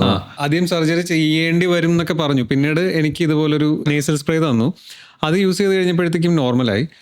പക്ഷെ അത് സ്റ്റോപ്പ് ചെയ്ത് കഴിഞ്ഞാൽ ഇത് വരും. ആ സമയത്ത് എനിക്ക് ഭയങ്കര സിവിയർ ആയിട്ടുള്ള പ്രശ്നങ്ങളുണ്ടായിരുന്നു. AC ഒന്നും അടിക്കാൻ പറ്റില്ല. കാറിനകത്ത് കയറി AC ഇട്ട് കഴിഞ്ഞാൽ തീർന്നു. തുമ്മി കണ്ണൊക്കെ ചോന്ന് ആകെ എവിടെയെങ്കിലും വണ്ടി ഓടിച്ചു പോകാനുള്ള ബുദ്ധിമുട്ടായിരുന്നു. പിന്നെ ഇതിന് ശേഷം അത് ഭയങ്കരമായിട്ട് കുറഞ്ഞു. ഇപ്പൊ അങ്ങനെ ഇല്ല. ഈ പറയുന്ന നേസൽ സ്പ്രേസ് നമുക്ക് യൂസ് ചെയ്യുന്നത് നല്ലതാണോ? അതല്ലെങ്കിൽ നമുക്ക് ഇപ്പൊ അഗെയിൻ സിംറ്റം കൺട്രോൾ, ഇതൊക്കെ ഞാൻ നേരത്തെ പറഞ്ഞ ഇൻഹേലർ ഉണ്ടല്ലോ, ആസ്മയിൽ ഇൻഹേലർ പോലെ മൂക്കിൽ അലർജിക്ക് റൈനൈറ്റിസിന് വരുന്ന ഏറ്റവും ബെസ്റ്റ് ട്രീറ്റ്മെന്റ് ഇതാണ്. ഏത്? നേസൽ സ്പ്രേ അഗൈൻ സിംറ്റംസാ കൺട്രോൾ ചെയ്യുള്ളൂ. ഈ തുമ്മൽ തൽക്കാലം കൺട്രോൾ ചെയ്ത് നിർത്തും. ഈ നേസൽ ഡിസ്ചാർജ് ഒന്നും അല്ലെങ്കിൽ മൂക്ക് അടപ്പൊന്നും കൺട്രോൾ ചെയ്ത് നിർത്തും. ഇന്റേണലി നമ്മൾ കഴിക്കുന്ന മെഡിസിൻസ്, ഇപ്പൊ നേരത്തെ പറഞ്ഞ സിട്രസിൻ പോലുള്ള മരുന്ന് കഴിച്ചത് സ്റ്റോപ്പ് ചെയ്യുന്നതും ഇതുപോലെ നേസൽ സ്പ്രേസ് യൂസ് ചെയ്യുന്നതും തമ്മിൽ കുറച്ചുകൂടെ ബെറ്റർ നേസൽ സ്പ്രേസ് ആണ്. ഡെഫിനറ്റ്ലി അതാണ്. അതായത് ഒന്ന്, അതിന്റെ ഡോസ് ഭയങ്കര ഡിഫറൻസസ് ആവും. അതായത് നമ്മൾ ചിലപ്പോൾ സ്റ്റിറോയിഡ്സ് പോലത്തെ മെഡിസിൻസ് ഒക്കെ അലർജിക്ക് കൊടുക്കും ഉള്ളിലേക്ക് കഴിക്കാൻ. നമ്മൾ 1 വർഷം നേസൽ സ്പ്രേ എടുക്കണതിന് ഈക്വലന്റ് ആണ് ഒരു 1 വീക്ക് നമ്മൾ സ്റ്റിറോയിഡ് കഴിക്കുന്നത് ഡോസ് വൈസ്. അതായത് നേസൽ സ്പ്രേസ് ഒക്കെ നിങ്ങൾ അതിൻ്റെ ടാഗ് എടുത്ത് നോക്കിക്കഴിഞ്ഞാൽ മൈക്രോഗ്രാംസ്, ഭയങ്കര ചെറിയ ഡോസേജിലാണ് നേസൽ സ്പ്രേ. അതെവിടെയാണ്? മൂക്കിൽ മാത്രമേ അത് പോകുന്നുള്ളൂ. അതേസമയം നമ്മുടെ ഗുളികകൾ, ടാബ്ലറ്റ്സ് ഒക്കെ മില്ലിഗ്രാംസിലാണ് വരാം. അത് നമ്മുടെ ഉള്ളിലേക്ക് ചെന്ന് കഴിഞ്ഞാൽ വയറിൽ ചെല്ലും, ബ്ലഡിലേക്ക് കയറും. All body gets that. ഈ കിളി പോകുന്നില്ലേ നേരത്തെ പറഞ്ഞ്, ആ കിളി പോകുന്നതിൻ്റെ റീസൺ അതാ. കാരണം അത് നമ്മുടെ സെൻട്രൽ നെർവസ് സിസ്റ്റം, തലേനൊക്കെ എല്ലായിടത്തും എല്ലാ ആവശ്യമുള്ളതിനും ആവശ്യമില്ലാത്തതിനൊക്കെ ബാധിക്കും ഈ ഗുളികകൾ കഴിക്കുമ്പോൾ. പക്ഷേ ഈ നേസൽ സ്പ്രേസും ഇൻഹേലേഴ്സും ഒക്കെ ആകുമ്പോൾ എന്താ ഗുണമെന്ന് വെച്ചാൽ അത് ആവശ്യമുള്ള അവയവത്തിലേക്ക് മാത്രമേ പോവുള്ളൂ. അത് ഭയങ്കര ചെറിയ ഡോസിലാണ്, മൈക്രോഗ്രാം കണക്കിനാ പോവുള്ളൂ. പക്ഷെ എന്താണെന്ന് വെച്ചാൽ ആൾക്കാർക്ക് ഈ ഇൻഹേലറൊക്കെ യൂസ് ചെയ്യാൻ ഭയങ്കര പേടിയാണ്. ഈ പണ്ട് നമ്മുടെ സിനിമകളിലൊക്കെ ശങ്കരാടിയൊക്കെ ഉണ്ടല്ലോ, ഈ വലിയ ചാവാൻ പോണ സമയത്താണ് ഇതെടുക്കുക. ആൾക്കാരുടെ വിചാരം ഇൻഹേലർ എഴുതി കൊടുത്ത്, ഞാൻ 2 വയസ്സുള്ള ഒരാൾക്കൊക്കെ ഇൻഹേലർ എഴുതി കൊടുത്തു കഴിഞ്ഞാൽ അവരൊക്കെ അവൻ്റെ പണി തീരും. വേറെ നമ്മുടെ അടുത്ത് ഇപ്പോഴും യൂഷ്വലി കമന്റ് പറയുന്ന ഒരു കാര്യം, നമ്മൾ ഇൻഹേലർ എഴുതും. ഞങ്ങളുടെ വീടിൻ്റെ അടുത്ത് ഒരാൾ സാറേ ഇൻഹേലർ ഉപയോഗിച്ചിരുന്നു, അയാൾ ചെറുപ്പത്തിൽ തുടങ്ങിയതാ, 80 വയസ്സ് വരെ അത് ഉപയോഗിക്കേണ്ടി വന്നു. 80 വയസ്സ് വരെ പുള്ളി ജീവിച്ചു അടിപൊളിയായിട്ട്. അതല്ല അവര് പറയുന്നത്. അവര് തന്നെ ചെറുപ്പത്തിലെ തുടങ്ങി 80 വയസ്സ് വരെ. അപ്പുറത്ത് കുറെ പേര് 50 വയസ്സ് 40 വയസ്സിൽ അത് ഉപയോഗിക്കാതെ പണി തീർന്നവരുണ്ടാവും. പക്ഷെ അതല്ല അവര് 80 വയസ്സ്. So definitely inhalers, nasal spray stigma മാറുന്ന ആൾക്കാർ. എനിക്ക് നേസൽ സ്പ്രേ കുറെ പേർക്ക് സ്റ്റിഗ്മ മാറും. ഇൻഹേലർ ഇപ്പോഴും ആൾക്കാർ വിചാരിക്കേണ്ടത് അത് ഉപയോഗിച്ച് തുടങ്ങി അടുത്ത ദിവസം ആണെന്നുള്ളതാണ് ആൾക്കാരുടെ ഒരു ഏറ്റവും വലിയൊരു ധാരണ. കാരണം ഞങ്ങൾ പ്രിസ്ക്രിപ്ഷനിൽ എഴുതുമ്പോഴും ഏറ്റവും കൂടുതൽ ആൾക്കാർ ഇൻഹേലർ തരുമോ ഡോക്ടർ, അത് ആ ഒരു ഇൻഹേലർ തന്നാ തീർന്നു അവന്റെ ലൈഫ് ഓൾമോസ്റ്റ്. പക്ഷെ അത് ഭയങ്കര ഒരു മിസ്കൺസെപ്ഷൻ ആണ്. ഈ അലർജി കൊണ്ട് ഈ പറയുന്ന പോലെ ഇവിടുത്തെ ഈ ബെൻഡോ അല്ലെങ്കിൽ ഇതിനകത്ത് ഈ ചെറിയ ഈ മാംസം പോലത്തെ സംഭവം വളർന്നു വരിക അങ്ങനെയുള്ളത് ഉണ്ടാവും. ബെൻഡ് അലർജി കൊണ്ട് യൂഷ്വലി വരില്ല. ബെൻഡ് നമ്മുടെ ആ ഒരു അനാറ്റമിയാണ്. ബെൻഡ് എന്ന് പറഞ്ഞാൽ ഭയങ്കര കോമൺ ആണ്. ഐദർ ഇന്റേണലി ഓർ എക്സ്റ്റേണലി ഉണ്ടാവും. അതായത് ചിലർക്ക് പുറത്തുനിന്ന് കാണുമ്പോൾ തന്നെ ബെൻഡ് ഉണ്ടാവും, ചിലർക്ക് ഉള്ളിൽ പാലത്തിന് മാത്രമേ. പുറത്തുനിന്ന് കാണുമ്പോൾ ഒബ്വിയസ്ലി ബെൻഡ് ഉണ്ടാവില്ല. അതൊരു 80 to 90% ആൾക്കാർക്കും ഉണ്ടാവും. അത്രയും കോമൺ ആണ് ബെൻഡ്. അത് ഓരോരുത്തരുടെ നേസൽ ബോൺ ഓരോ രീതിയിലായിരിക്കും, അവിടുത്തെ ബോണിന്റെ ആർക്കിടെക്ചർ. ചിലർക്ക് അത് സിംറ്റമാറ്റിക് ആവും. ഭയങ്കര സിംറ്റമാറ്റിക് ആകുമ്പോൾ മാത്രം നമ്മൾ സർജറി ലെവലിലേക്ക് പോകേണ്ട ആവശ്യമുള്ളൂ. അലർജി കൊണ്ട് ഒരിക്കലും ബെൻഡ് ഉണ്ടാവില്ല. ബെൻഡ് നമ്മുടെ ജനിക്കുമ്പോൾ നമ്മുടെ ഉള്ള ആ ഒരു സ്ട്രക്ചറും നമ്മുടെ ആ ഒരു ജനറ്റിക് മേക്കപ്പ് ഒക്കെ വെച്ചിട്ട്. അല്ല, ബെൻഡ് ഉള്ളതുകൊണ്ട് അലർജി വരാൻ സാധ്യതയുണ്ടോന്ന് വെച്ചാൽ ബെൻഡ് ഉള്ളപ്പോൾ അലർജിയുടെ സിംറ്റംസ് കുറച്ചും കൂടെ പ്രോമിനന്റ് ആയിരിക്കും. പറഞ്ഞാൽ മനസ്സിലായി. കാരണം ഇതിന്റെ സിംറ്റംസ് എന്താ? മൂക്കടപ്പ്, ജലദോഷം. അപ്പോൾ ഓൾറെഡി ബെൻഡ് ഉള്ളപ്പോൾ ഒരു സൈഡ് മൂക്ക് ഓൾറെഡി അടഞ്ഞിരിക്കുകയായിരിക്കും. അപ്പോൾ അവന് കൂനുമേ കുരു വന്ന പോലെ ആവും. അപ്പോൾ എന്താണെന്ന് വെച്ചാൽ ചിലർക്ക് നമ്മൾ ഈ അലർജി ട്രീറ്റ് ചെയ്താലും ബെൻഡ് കറക്റ്റ് ചെയ്താലാണ് ആ ഫുൾ സിംറ്റം റിലീഫ് കിട്ടുള്ളൂ. അത് നമ്മൾ കോമൺലി, പക്ഷെ ഒരു 10% ആൾക്കാർക്കൊക്കെ അത് വരാറുള്ളൂ. ഇപ്പോൾ ഇമ്മ്യൂണോതെറാപ്പി നമ്മൾ ചെയ്തു, നമ്മൾ ട്രീറ്റ് ചെയ്ത് അലർജി മാറ്റുന്നു. പക്ഷെ എന്നാലും at the end of 2 years he will get symptoms. അപ്പോൾ അവൻ പറയില്ല സാർ അലർജി മാറിയിട്ടില്ല. അലർജി മാറാത്തതല്ല പ്രശ്നം, അവൻ്റെ ബെൻഡും കൂടെ ഓട്ടോമാറ്റിക്കലി കറക്റ്റ് ചെയ്യണം. തിരിച്ചും വരാറുണ്ട് ചിലർ. ENTs ഇത് കാണുമ്പോൾ പെട്ടെന്ന് അവർ ബെൻഡ് കറക്റ്റ് ചെയ്യും സർജറി ചെയ്ത്, അപ്പോഴും സിംറ്റംസ് വരും. അപ്പോൾ അവർ നോക്കുമ്പോൾ ബെൻഡൊന്നുമില്ല എഗെയിൻ, അപ്പോൾ അലർജി ട്രീറ്റ് ചെയ്തിട്ടില്ലേ. അപ്പോൾ ചിലപ്പോൾ ചില ഇതിൽ നമ്മൾ ഒപ്പത്തിനൊപ്പം പോകണം. ഇത് അലർജിയുടെ treatment we go as a group approach. ഞങ്ങൾ അലർജിസ്റ്റ് ശരിക്കും പറഞ്ഞു കഴിഞ്ഞാൽ we take the help of dermatologist, സ്കിന്നിൻ്റെ അവരുടെ, പിന്നെ ENT സർജൻസ്, അതേപോലെ തന്നെ പൾമണോളജിസ്റ്റ്. ഇവരെല്ലാവരും ഒരു ടീം വർക്കാണ്. ഞങ്ങൾ ബേസിക്കലി ഇവരെല്ലാവരെയും ഇൻവോൾവ് ചെയ്യിച്ചിട്ട് then the patient will get better results. കാരണം ഓരോ അവയവം കൂടെ പല സ്ഥലങ്ങളിൽ ഇതായിരിക്കും. പക്ഷേ ഇതെല്ലാം കൂടെ കോർഡിനേറ്റ് ചെയ്യുന്നത് ഞങ്ങളായിരിക്കും. ഇതൊരു ഓർക്കസ്ട്ര പോലെയാണ് ശരിക്കും പറഞ്ഞു കഴിഞ്ഞാൽ. പ്രോപ്പർ കോർഡിനേഷൻ ഇല്ല. നമ്മുടെ നാട്ടിലെ മെയിൻ അലർജി ട്രീറ്റ്മെന്റ് ഇഷ്യൂ അതാ. ഒരു പ്രോപ്പർ ട്രെയിൻഡ് അലർജിസ്റ്റ് ഭയങ്കര കുറവാണ്. ഇപ്പോൾ ഈ പറഞ്ഞ പോലെ മെട്രോ സിറ്റീസിലും ഇതിലൊക്കെയാണ് ബേസിക്കലി. അപ്പോൾ എന്താണെന്ന് വെച്ചാൽ സ്കിന്നിൻ്റെ ഡോക്ടർ പോകുമ്പോൾ സ്കിന്നിൻ്റെ മരുന്ന് മാത്രം എഴുതിയിട്ട് വിടും, ബാക്കി അലർജീസ് ഒന്നും അവർ മൈൻഡ് ചെയ്യില്ല. We actually got much more patients than we expected. ഞങ്ങളൊരു ചെറിയതായിട്ട് തുടങ്ങിയത്, പക്ഷേ പെട്ടെന്ന് നമുക്ക് ഇതാവും. അപ്പോൾ ഇവിടെ what miracle you are doing here എന്ന് പൊതുവേ ഞങ്ങൾ, പക്ഷേ ഞങ്ങളൊന്നും ചെയ്യുന്നില്ല. സാധാരണ ടെക്സ്റ്റ് ബുക്കിൽ പറയുന്ന ബേസിക് ആയിട്ടുള്ള കാര്യം. പക്ഷേ ഇത് എല്ലാ ഡോക്ടേഴ്സും ചിലപ്പോൾ ശ്രദ്ധിക്കാൻ സമയം കിട്ടില്ല. അവരുടെ ബിസി OPയിൽ അവരുടെ ഡിപ്പാർട്ട്മെന്റ് മൂക്കിലേക്ക് പോകുമ്പോൾ അവർ മൂക്ക് മാത്രം പുതിയ കണ്ടുപിടുത്തല്ല. ഞങ്ങൾ പ്രത്യേകിച്ച് പുതിയൊരു കാര്യമല്ല ഇവിടെ ചെയ്യുന്നത്. നമ്മളെന്താ എല്ലാ സിമ്പിൾ ആയിട്ടുള്ള കാര്യങ്ങളും പക്ഷെ കോർഡിനേറ്റ് ചെയ്യണം. അപ്പോൾ നമ്മൾ അലർജിയുടെ we see A to Z. അപ്പോൾ അവർക്ക് ഒരു better quality of life, better improvement of സിംറ്റംസും വരും ബേസിക്കലി. അതാണ് ഇവിടെ. അപ്പോൾ ഇവിടെ ഞങ്ങൾ മാജിക് ഒന്നും ചെയ്യുന്നില്ല, ഒരു ബേസിക് ആയിട്ടുള്ള കാര്യം പക്ഷെ കുറച്ചും കൂടെ കോമൺ ആൾക്കാർക്കിലേക്ക് ആക്സസബിൾ ആക്കാം. പിന്നെ എന്ന് വെച്ചാൽ ഇമ്മ്യൂണോതെറാപ്പി വേറെ ട്രീറ്റ്മെന്റ്സ് ഉണ്ട്. ഇപ്പോൾ ക്യാൻസർ പോലത്തെ സാധനങ്ങൾക്കൊക്കെ വേറെ തരം ഇമ്മ്യൂണോതെറാപ്പി ഉണ്ട്. അഗെയിൻ ഇമ്മ്യൂണോതെറാപ്പി എന്ന് കേൾക്കുമ്പോൾ ആൾക്കാർ കഴിഞ്ഞു ജീവിതം കഴിഞ്ഞു. 30-40% അലർജിക് റൈനൈറ്റിസ് ഉള്ളവർ ഒരു 2 decades കഴിയുമ്പോൾ ആസ്മയിലേക്ക് പോകും. ഇപ്പം തുമ്മി നടക്കുന്ന ആൾക്കാർ 20s-ലും 30s-ലുള്ള തുമ്മി നടക്കുന്ന ആൾക്കാരാണ് 40-കളിലും 50-കളിലും പൾമണോളജിസ്റ്റിനും അലർജിസ്റ്റിനും ഒക്കെ ഉള്ള ആസ്മ പേഷ്യൻസ്. അതായത് നമ്മൾ ഇമ്മ്യൂണോതെറാപ്പി ചെയ്ത അലർജി കൺട്രോൾ ആവുന്ന മാത്രമല്ല ഡിസീസ് പ്രോഗ്രഷൻ അവിടെ നിൽക്കും. അതായത് അവൻ തുമ്മലിൽ നിന്ന് ആസ്മയിലേക്ക് പോകുന്നത് നമുക്കൊരു ഫുൾ സ്റ്റോപ്പ് ഇടാൻ പറ്റും. 2 കാര്യങ്ങൾ. അലർജി ട്രീറ്റ് ചെയ്യണമെന്ന്, അലർജി മെജോറിറ്റി കേസിൽ പ്രോഗ്രസീവ് ഡിസീസാണ്. ഇന്നത്തേക്കാൾ 1% കൂടുതലായിരിക്കുള്ളൂ നാളെ നമ്മൾ ട്രീറ്റ് ചെയ്തിട്ടില്ല. അതായത് സിംറ്റംസ് അടക്കി വെച്ച് കഴിഞ്ഞാൽ പോലും അത് പിന്നീട് പുറത്തേക്ക് വരും. അപ്പോൾ ഡെഫിനറ്റ്ലി അവർ അലർജി ചെറിയ ജലദോഷമുള്ളൂ അല്ലെങ്കിൽ തുമ്മലുള്ളൂ എന്ന് പറഞ്ഞിട്ട് നിസ്സാരവൽക്കരിക്കാൻ പാടില്ല. ഏർലിയർ ഒരു അലർജിസ്റ്റിനെ കാണിക്കുക, കറക്റ്റായിട്ട് ട്രീറ്റ്മെൻറ്റ് എടുക്കുക, കറക്റ്റായിട്ടുള്ള ഇമ്മ്യൂണോതെറാപ്പീനെ പേടിക്കാതിരിക്കുക. അപ്പോൾ നേസൽ സ്പ്രൈസോ ഇൻഹേലേഴ്സോ ഒക്കെ തരുന്നുണ്ടെങ്കിൽ അത് യൂസ് ചെയ്യുക. ഒരിക്കലും ഗുളികകൾ എന്താണെന്ന് വെച്ചാൽ കഴിക്കാൻ എളുപ്പമാണല്ലോ, നമുക്ക് പോക്കറ്റിലിട്ട് പോവാം അല്ലേ. ഇപ്പോൾ നേസൽ സ്പ്രേ ഇതൊക്കെ ആകുമ്പോൾ കുറച്ചും കൂടെ പോക്കറ്റ് വീർത്തിരിക്കും. ഫ്രാങ്ക്ലി സ്പീക്കിംഗ് ഞാൻ MBBS ഒക്കെ കഴിഞ്ഞ സമയത്ത് എനിക്ക് അലർജിക് റൈനൈറ്റിസ് ഡയഗ്നോസ് ചെയ്ത് PG ഒക്കെ ചെയ്യുന്നതിന് മുമ്പ്. അപ്പോൾ ആ സമയത്ത് എനിക്ക് നേസൽ സ്പ്രേ തന്നപ്പോൾ ഇത് വേണ്ട, ഇതൊന്നും ശരി. ആസ് എ ഡോക്ടർ അപ്പോൾ ഒരിക്കലും സാധാരണക്കാർ കുറ്റം പറയാൻ പറ്റില്ല, എനിക്കറിയില്ലായിരുന്നു. പിന്നെ ഞാൻ PG ചെയ്തു, അലർജിയിൽ ഫോക്കസ് ചെയ്ത് അങ്ങനെ പോയി. അതിന് ശേഷമാണ് I understood how useful it is എന്നുള്ളത്. കാരണം നമ്മൾ കൂടുതൽ പഠിക്കുന്നവരുമാണല്ലോ. അപ്പോൾ ഞാൻ പറയുന്നത് MBBS കഴിഞ്ഞ സ്റ്റേജിൽ പോലും എനിക്ക് ഈ നേസൽ സ്പ്രേ യൂസ് ചെയ്യേണ്ട എന്തോ പ്രശ്നമാവും എന്നുള്ളൊരു ചിന്തയാണ്. കാരണം നമ്മുടെ കൂടുതൽ ഇൻഫ്ലുവൻസ് ചെയ്യുന്നത് സോഷ്യൽ മീഡിയയിലാണെങ്കിൽ ഇപ്പോൾ കണ്ടമാനം ഒപ്പീനിയൻസ്, എല്ലാവർക്കും എല്ലാത്തിനെയും പറ്റി ഒപ്പീനിയൻസ് ഉള്ളൊരു സമയമാണ്. അതേപോലെ തന്നെ ഫിലിംസ്, ഇതൊക്കെ നമ്മൾ ഇൻഫ്ലുവൻസ് ചെയ്യും. അപ്പോൾ ഡെഫിനറ്റ്ലി ഈ പറയുന്ന ട്രീറ്റ്മെൻറ്റ്സ് പ്രോപ്പർലി എടുത്ത് പോയിട്ടില്ല എന്നുണ്ടെങ്കിൽ 30% കണക്കും. അതായത് 100 അലർജിക് റൈനൈറ്റിസ് ഉള്ളൊരു 30 പേര് ഭാവിയിൽ ആസ്മയിലേക്ക് പോകാൻ ചാൻസ് ഉണ്ട്. അന്നേരം ഇത് ട്രീറ്റ് ചെയ്ത് ചിലപ്പോൾ ശരിയാക്കാൻ പറ്റുന്നില്ല. അപ്പോഴും ട്രീറ്റ് ചെയ്യാൻ പാടായിരിക്കും. ഓരോ ദിവസം അങ്ങോട്ട് ചെല്ലുന്തോറും ട്രീറ്റ് ചെയ്യാൻ പാടാം. ഞാൻ പേഷ്യൻസ് വരുമ്പോൾ ചില ഇമ്മ്യൂണോതെറാപ്പി അവർ പറയും സാർ 2 മാസം നോക്കിയിട്ട് ചെയ്യാം. ചിലർക്കൊക്കെ എന്താ വെച്ചാൽ നമ്മൾ സ്പ്രേ കൊടുക്കുമ്പോൾ തന്നെ നല്ല റിലീഫ് വരും, സിംറ്റംസ് റിലീഫ് വരും. പക്ഷെ അലർജി മാറുന്നില്ല, അവരറിയുന്നില്ലല്ലോ, അവർ കംഫർട്ടബിൾ ആവുകയാണ്. ചിലരൊക്കെ എന്ന് വെച്ചാൽ ഒരു ട്രീറ്റ്മെൻറ്റും കിട്ടാത്തവരായിരിക്കും നമ്മുടെ അടുത്ത് വരുന്നത്. അപ്പോൾ ഞങ്ങൾ സ്പ്രേയും ഇൻഹേലേഴ്സും ഒക്കെ കൊടുക്കുമ്പോൾ ഒരു 2 months ഭയങ്കര ബെറ്റർ ആവും. അപ്പോൾ അവർക്ക് എന്തിനാ ഇമ്മ്യൂണോതെറാപ്പി ചെയ്യണേന്ന്. പക്ഷെ അതൊരു മിസ്കൺസെപ്ഷനാണ്. കാരണം സിംറ്റംസ് മാത്രം അവിടെ കുറയണുള്ളൂ, അസുഖം മാറുന്നില്ല. സ്പ്രേ നിർത്തി അല്ലെങ്കിൽ ഇൻഹേലർ നിർത്തി 2 to 3 months കഴിയുമ്പോൾ അവന് ചിലപ്പോൾ അവൻ്റെ സിംറ്റംസും വരും, ആ ഡിസീസ് അങ്ങ് പ്രോഗ്രസ് ചെയ്തുകൊണ്ടേ ഇരിക്കുകയായിരിക്കും. അപ്പോൾ എപ്പോഴും ചിലർ പറയും ഇമ്മ്യൂണോതെറാപ്പി അഡ്വൈസ് ചെയ്യുമ്പോൾ പറയും ഞാൻ 2 മാസം ഒന്ന് ആലോചിച്ചിട്ട് വരാം. ഞാൻ പറയും ഇന്ന് ട്രീറ്റ് ചെയ്യണേക്കാളും പാടാ നാളെ ട്രീറ്റ് ചെയ്യാം. Definitely earlier the better. എന്നുള്ളതാണ്. ചില ആൾക്കാർക്ക് ഫുഡ് കഴിക്കുമ്പോൾ അതും കോൾഡ് ആയിട്ടുള്ള സാധനങ്ങൾ, ഐസ്ക്രീം, ജ്യൂസ്, ഇതൊക്കെ കഴിക്കുമ്പോൾ അതിന്ന് ഒരുപാട് പ്രശ്നങ്ങൾ വരാറുണ്ട്. അത് നോൺ അലർജിക് റൈനൈറ്റിസ് ആണ്. അതാണ് ഏറ്റവും വലിയൊരു പ്രശ്നം. കുറേ പേര് ചോദിക്കുന്ന മെയിൻ ക്വസ്റ്റൻ ആണ്, സാറേ ഇമ്മ്യൂണോതെറാപ്പി ചെയ്ത് കഴിഞ്ഞ് കഴിഞ്ഞാൽ തണുത്ത ഐസ്ക്രീം കഴിക്കാൻ പറ്റും. കാരണം നമുക്ക് പിള്ളേരെ കൂടുതൽ ഡീൽ ചെയ്യുമ്പോഴേ അവരുടെ വലിയൊരു ആഗ്രഹമാണ്. ഇത് വാസോമോട്ടോ റൈനൈറ്റിസ് എന്ന് പറയും. അത് അലർജി ആയിട്ട് വലിയ റിലേഷൻ ഇല്ല. അത് എൻ്റയർലി വേറെ മെക്കാനിസം. ഇറിറ്റേഷനാണ് കൂടുതൽ ഉണ്ടാക്കുന്നത്. തണുപ്പ്, അതായത് ആ ഐസ്ക്രീമിൻ്റെ തണുപ്പ്. ഐസ്ക്രീം അല്ല പ്രശ്നം, ഐസ്ക്രീമിൻ്റെ കണ്ടന്റ് അല്ല പ്രശ്നം, ഐസ്ക്രീമിൻ്റെ തണുപ്പാണ് പ്രശ്നം. ഐസ്ക്രീം, പിന്നെ അതുപോലെ തണുത്ത ജ്യൂസുകൾ, തണുത്ത കാലാവസ്ഥയിൽ പോവില്ലേ, തണുപ്പ് സാധനങ്ങൾ നമ്മുടെ നെയ്സൽ മ്യൂക്കോസിനെ ട്രിഗർ ചെയ്യും. ഈ സീസണൽ ചേഞ്ചസും ഈ തണുപ്പ് മഴയൊക്കെ വരുമ്പോൾ നമ്മുടെ ഇതിന് മഴ പക്ഷെ കുറച്ചും കൂടെ അലർജി ഉണ്ടാക്കും കേട്ടോ. ഈ മഴക്കാലത്ത് ചില പൂമ്പൊടികൾ കൂടുതലുണ്ടാവും, ആ സാധനങ്ങളൊക്കെ അലർജി ഉണ്ടാക്കും. അതല്ലാതെ കാലാവസ്ഥയിലെ ചേഞ്ചസ് മാത്രം തന്നെ, തണുപ്പ് തന്നെ ചിലപ്പോൾ ഒരു പക്ഷേ നമ്മുടെ ഇതിനെയൊക്കെ ഒന്ന് സ്റ്റിമുലേറ്റ് ചെയ്തിട്ട് അങ്ങനെ ഉണ്ടാക്കുന്നതാണ് ഈ വാസോമോട്ടോ റൈനൈറ്റിസ്. അത് അലർജി ആയിട്ട് റിലേഷൻ ഇല്ല. അതിന്റെ ട്രീറ്റ്മെന്റ് നെയ്സൽ സ്പ്രേസ് ആണ്.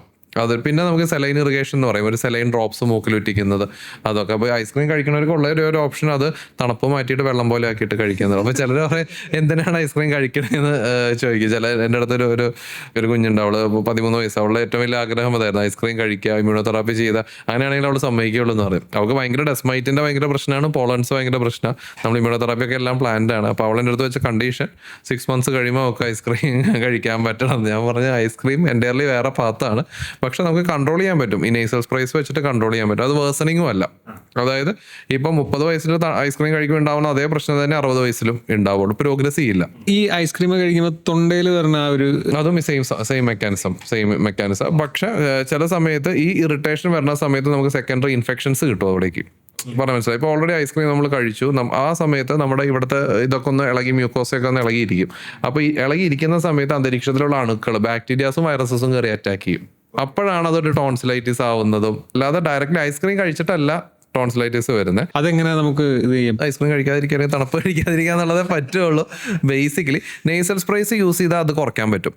നമ്മളിപ്പോൾ ഐസ്ക്രീം കഴിക്കാൻ ഉദ്ദേശിക്കുന്നുണ്ടെങ്കിൽ യൂഷ്വലി ഞാൻ പറയും ഒരു 4-5 days മുമ്പ് ഒന്ന് നെയ്സൽ സ്പ്രേ ഒക്കെ യൂസ് ചെയ്തിട്ട് ഐസ്ക്രീം കഴിച്ചിട്ട് പ്ലാൻഡ് ആയിട്ട് ഐസ്ക്രീം കഴിക്കുക എന്നുള്ളതാണ്. ഒരു 4-5 days കൂടെ അത് കഴിഞ്ഞിട്ട് വേണമെങ്കിൽ നെയ്സൽ സ്പ്രേ യൂസ് ചെയ്യാം. ഞാൻ പറഞ്ഞില്ല, നെയ്സൽ സ്പ്രേ 1 year യൂസ് ചെയ്യുന്നത് ഒരാഴ്ച ഗുളിക കഴിക്കണ പോലെ ഉള്ളൂ. അപ്പോൾ നെയ്സൽ സ്പ്രേ ഒരു 2 weeks ഒന്നും ഉപയോഗിക്കുന്നതൊന്നും ഇറ്റ്സ് നത്തിങ്. അതിൻ്റെ ട്രീറ്റ്മെൻറ്റ് അതാണ് ബേസിക്കലി, അതേ ഉള്ളൂ ഓപ്ഷൻ. അത് we cannot go for immunotherapy for അത്. നോൺ അലർജിക് റൈനൈറ്റിസ് എന്ന് പറഞ്ഞിട്ടുള്ള ഗ്രൂപ്പ്. അലർജിക് റൈനൈറ്റിസ് അല്ല അത് ബേസിക്. പിന്നെ ചിലപ്പോൾ ഈ അഗർബത്തി അങ്ങനത്തെ സാധനങ്ങളുടെ സ്മോക്ക്, അതൊക്കെ ഈ വാസോമോട്ടോ റൈനൈറ്റിസ് എന്ന് പറഞ്ഞ ഗ്രൂപ്പിലാണ് വരാം. അങ്ങനെ ഞാൻ പറയാം, നെയ്സൽ സ്പ്രേ ഒരു എബോവ് 2 years ഭയങ്കര സേഫ്ലി യൂസ് ചെയ്യാവുന്ന ഒരു സാധനമാണ്. ഈവൻ ലെസ് ദാൻ 2 years ഉപയോഗിച്ചാൽ അപകടമൊന്നും വരാനില്ല.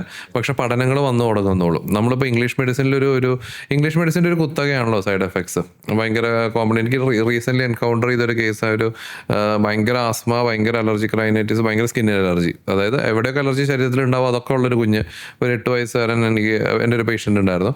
അവൻ ഒരു ലാസ്റ്റ് 1 year ആയിട്ട് അവന് ഭയങ്കര വെയിറ്റ് ഗെയിൻ. അതായത് 8 വയസ്സുള്ള ഒരു കുഞ്ഞിന് വേണ്ട ഏകദേശം തൂക്കം എന്ന് പറയുന്നത് 24-25 കിലോ. അവനൊരു 35 കിലോ ആയിട്ട് എൻ്റെ OP-യിൽ വരുന്നത്. അവൻ last 1 year he was totally on ayurvedic medicines. വേറൊരു മെഡിസിൻസ് ഒന്നും കഴിച്ചിട്ടില്ല. അപ്പോൾ എൻ്റെ ഡയറക്ടർ ഡോക്ടർ വിനീതിൻ്റെ സിസ്റ്റർ ആയുർവേദിക് ഫിസിഷ്യനാണ്. അപ്പോൾ പുള്ളിക്കാരിനെ ആയുർവേദിക് പ്രിസ്ക്രിപ്ഷൻ കൊണ്ട് കാണിച്ചപ്പോൾ പറഞ്ഞു ഇതൊക്കെ പേറ്റൻറ്റഡ് മെഡിസിൻസ്, അവർ പഠിക്കണ മെഡിസിൻസ് ഒന്നും അല്ല. അപ്പോൾ അതിൻ്റെ ഉള്ള വാട്ട് ഈസ് ദ കണ്ടന്റ് എന്നുള്ളത് ആർക്കും അറിയില്ല. അപ്പോൾ ലാസ്റ്റ് 1 year ഇവനിക്ക് ഒരൊറ്റ ആയുർവേദ മെഡിസിൻസ്, ഇവൻ്റെ കുറേ വെയിറ്റ് ഗെയിൻ, കുറേ സൈഡ് എഫക്ട്സ് അവൻ അതിൻ്റെ ഇതായിട്ട് വരും. അപ്പോൾ യൂഷ്വലി ഇംഗ്ലീഷ് മെഡിസിൻ്റെ മാത്രം ഒരു കുത്തകയായിട്ടാണ് യൂഷ്വലി സൈഡ് എഫക്ട്സ് പറയാറ്. അപ്പോൾ ഇംഗ്ലീഷ് മെഡിസിൻ എപ്പോഴും ഗാർഡഡ് അല്ല, അവർ പഠനങ്ങൾ നടക്കുകയാണല്ലോ. അപ്പോൾ ഇന്ന് കണ്ടുപിടിക്കേണ്ടതല്ല നാളെ കണ്ടുപിടിക്കുന്നത്. അപ്പോൾ അതുകൊണ്ട് തന്നെ നേസൽ സ്പ്രേസ് 2 years ഇപ്പോൾ സുഖമായിട്ട് യൂസ് ചെയ്യാം. ഈ അടുത്തൊരു ന്യൂസ് കണ്ടത് പുറത്തെവിടെയാണ്, ഇതുപോലെ നേസൽ സ്പ്രേ യൂസ് ചെയ്തിട്ട് ഓവറായിട്ട് യൂസ് ചെയ്ത് ഇവിടെ ബ്ലോക്ക് ആയിട്ട് സർജറി ചെയ്താണ് ഓപ്പൺ ആക്കിയത് എന്ന് പറഞ്ഞൊരു സംഭവം. അതിലെന്താ വെച്ചാൽ നേസൽ സ്പ്രേ എന്ന് വെച്ചാൽ അതിൻ്റെ ഉള്ളിൽ നേസൽ ഡ്രോപ്സ് എന്ന് പറഞ്ഞിട്ടുള്ള ഒരു ഗ്രൂപ്പ് ഉണ്ട് കേട്ടോ. നമ്മൾ ഈ ഓക്സിമെറ്റസോളിൻ, സൈലോമെറ്റസോളിൻ എന്നൊക്കെ പറയുന്നത് അത് നേസൽ സ്പ്രേസ് അല്ല. അത് നമ്മുടെ മൂക്ക് അടയുമ്പോൾ നമ്മൾ ഉപയോഗിക്കുന്ന നേസൽ സ്പ്രേസ് 2 രീതിയിലുണ്ട്. ഒന്ന് സ്റ്റിറോയിഡ് നേസൽ സ്പ്രേസ് ഉണ്ട്, അത് ഭയങ്കര സേഫർ ആയിട്ടുള്ളതാണ്, ഫ്ലൂട്ടിക്കസോൺ എന്നൊക്കെ പറയുന്നത്. അറ്റ് ദ സെയിം ടൈം മൂക്ക് അടഞ്ഞിരിക്കുമ്പോൾ അപ്പം തന്നെ തുറന്ന് കിട്ടുന്ന സാധനമുണ്ട്, സൈലോമെറ്റസോളിൻ എന്നൊക്കെ പറഞ്ഞിട്ട്, ഡീകൺജസ്റ്റന്റ്. അതൊരിക്കലും ഒരു 1 week കൂടുതലൊന്നും യൂസ് ചെയ്യാൻ പറ്റില്ല. അതെങ്ങനെ തിരിച്ചറിയാൻ പറ്റുക? പേര് വെച്ചിട്ട് തന്നെ പറ്റുള്ളൂ. പേര് വെച്ചിട്ട് ഇപ്പോൾ നമ്മൾ ഈ കോമൺലി കാണുന്ന ഒട്രിവിൻ എന്നൊക്കെ പറഞ്ഞിട്ട് പോയി മേടിക്കും ആൾക്കാർ. സ്ഥിരമായിട്ട് ഈ മൂക്കടപ്പുള്ളവർ ഒരു കാരണവശാലും യൂസ് ചെയ്യാം. രണ്ടിന് സാധനവും വേറെ വേറെയാണ്. ഒന്ന് ഫ്ലൂട്ടിക്കസോൺ അല്ലെങ്കിൽ മൊമെറ്റസോൺ എന്നൊക്കെ പറയുന്ന ഗ്രൂപ്പും മറ്റത് സൈലോമെറ്റസോളിൻ എന്നൊക്കെ പറയുന്ന യൂസ് ചെയ്യാൻ പാടില്ലാത്ത സൈലോമെറ്റസോളിൻ, ഓക്സിമെറ്റസോളിൻ പോലെയുള്ളതൊന്നും 1 വീക്കിൽ കൂടുതൽ യൂസ് ചെയ്യരുത്. അത് 1 വീക്കിൽ കൂടുതൽ യൂസ് ചെയ്താൽ റീബൗണ്ട് ഇതെന്ന് പറയുന്നത്, അതായത് റൈനൈറ്റിസ് മെഡിക്കമെന്റോസ, അതായത് ഈ മരുന്ന് ഉപയോഗിക്കുമ്പോൾ തന്നെ നമ്മുടെ മൂക്കിന്റെ പാലവും കാര്യങ്ങളൊക്കെ കുറച്ച് ഇഷ്യൂസ് വരും. പക്ഷെ അത് ഓപ്പൺ ആവും. അത് ഓപ്പൺ ആയി കഴിഞ്ഞിട്ട് പിന്നെ അത് നിർത്തുമ്പോൾ വീണ്ടും അത് ക്ലോസ് ആവും. അതായത് പിന്നെ അത് അടിച്ചിട്ടില്ലെങ്കിൽ ഓപ്പൺ ആവില്ല എന്ന് പറഞ്ഞൊരു അവസ്ഥയിലേക്ക് പോകും. അത് യൂഷ്വലി അത് കോമൺലി നേസൽ ഡ്രോപ്സ് ആണ്. എൻ്റെ ഒരു ഫ്രണ്ട് ഉണ്ട്, നേരത്തെ ഈ മൂക്കടപ്പിനൊക്കെ യൂസ് ചെയ്യുമായിരുന്നു. പക്ഷെ ഇപ്പൊ പുള്ളിക്കാരൻ പ്രത്യേകിച്ച് കാരണമൊന്നുമില്ല, വെറുതെ ഇതിങ്ങനെ അടിച്ച് നടക്കാൻ. പുള്ളിക്ക് അതൊരു അഡിക്ഷൻ മാത്രമായിരിക്കില്ല, പുള്ളിക്ക് അത് നിർത്തുമ്പോൾ മൂക്കടഞ്ഞു പോകുന്നുണ്ടോ? ഈ സാധനത്തിന് അത് യൂസ് ചെയ്തിട്ടില്ലെങ്കിൽ ഒരു അഡിക്ഷൻ തന്നെ ഒരു രീതിയിൽ പറയാൻ പറ്റും നമുക്കതിന്. ബേസിക്കലി അതിൻ്റെ മെഡിക്കൽ ടൈം റൈനൈറ്റിസ് മെഡിക്കമെൻറ്റോസ് എന്നാണ്. അതായത് മെഡിസിൻ കൊണ്ട് തന്നെ റൈനൈറ്റിസ് വന്ന് നമ്മുടെ മൂക്കിൻ്റെ കോശങ്ങൾ നശിച്ചു പോകാന്നുള്ളത്. അപ്പോൾ യൂഷ്വലി അത് നേസൽ ഡ്രോപ്സ് ആ ഒരു ഗ്രൂപ്പിലാണ് വരാറ്. എന്നാലും എനിക്ക് തോന്നുന്നു ആ പേര് സൈലോ ഓക്സി, ആ പേരുകളൊന്ന് ഓർത്തിരിക്കണം. മറ്റത് ഫ്ലൂട്ടിക്കസോൺ, മൊമെറ്റസോൺ, ഈ നേസൽ സ്പ്രേസിൽ മറ്റേ എഫ് അങ്ങനെയൊക്കെ കുറെ പേരുകളൊക്കെ ഉണ്ടല്ലോ. അതൊക്കെ ബ്രാൻഡ് നെയിംസ് ആണ് യൂഷ്വലി. അതൊക്കെ അതിൻ്റെ എന്ന് വെച്ചാൽ ഒരേ സാധനം തന്നെ ആയിരിക്കും, അതിൻ്റെ ബ്രാൻഡ് നെയിംസ് ആണ്. ബേസിക്കലി ഡീകൺജസ്റ്റന്റ് ആയിട്ടുള്ള സാധനങ്ങൾ, ഡീകൺജസ്റ്റന്റ് എന്ന് വെച്ചാൽ ഇമീഡിയറ്റ് റിലീഫാണ്. നേസൽ സ്പ്രേയുടെ പ്രശ്നം എന്താ പറയുക, അത് നിങ്ങളൊരു 1 വീക്കൊക്കെ യൂസ് ചെയ്താൽ സിംറ്റംസ് ഒക്കെ ഒന്ന് കുറഞ്ഞു തുടങ്ങുള്ളൂ. ഞാൻ നേരത്തെ പറഞ്ഞില്ല മൈക്രോഗ്രാമിന്റെ പ്രശ്നം, ഡോസ് ഭയങ്കര കുറവാണ്. അപ്പോൾ അതുകൊണ്ട് തന്നെ ഇപ്പോൾ ഒരാഴ്ച ഇപ്പോൾ ലിവോസിട്രസിനൊക്കെ ഇന്ന് കഴിച്ച നാളെ തുമ്മൽ നിൽക്കും. മറ്റത് നേസൽ സ്പ്രേ ഒരാഴ്ചയൊക്കെ കഴിച്ചാലാണ് അതിന്റെ എഫക്റ്റ് കണ്ടുള്ളൂ. പക്ഷേ ഈ ഡീകൺജസ്റ്റന്റ് ഡ്രോപ്സ് ഉറ്റിച്ച് അപ്പം തന്നെ മൂക്കങ്ങ് ടക്കെന്ന് പറയും, മാജിക് പോലെ അങ്ങ് തുറക്കും. പക്ഷെ ഈ മാജിക് നമ്മളൊരു 1 വീക്കിൽ കൂടുതൽ ചെയ്തുകൊണ്ടിരുന്നു കഴിഞ്ഞാൽ പണിയാവും. പിന്നെ ആയുഷ്കാലം മൊത്തം മാജിക് ചെയ്തോണ്ടിരിക്കും. വേറെ സാധനം ആൾക്കാർ ഉപയോഗിക്കുന്നുണ്ട്, മറ്റേ വിക്സിന്റെ ഒരു മൂക്കി കുത്തി കിട്ടുന്ന കമ്പോസ്റ്റ്, അത് സേഫ് ആണോ? അത് ഒരു പരിധി വിട്ടിട്ട് സേഫ് അല്ല. മീൻസ് ക്ലിനിക്കൽ സ്റ്റഡീസ് പ്രകാരം സേഫ് അല്ല. നമുക്കിപ്പോൾ ഒരു ഇംഗ്ലീഷ് മെഡിസിൻ പോയിന്റ് ഓഫ് വ്യൂവിൽ പറയുമ്പോൾ നമുക്കത് സേഫ് അല്ല എന്ന് തന്നെ പറയാം. കാരണം ഇതൊന്നും നമുക്കൊരു സ്റ്റഡീസ് ഓറിയന്റഡ് ആയിട്ടല്ല വരുന്നത്. ചിലർക്ക് ടെമ്പററി റിലീഫ് കിട്ടുന്നുണ്ടാവും, ഒരു താൽക്കാലികമായിട്ട്. പിന്നെ വേപ്പറൈസേഴ്സ് പോലത്തെ സാധനങ്ങൾ, ഇതൊക്കെ ഒരു ടെമ്പററി.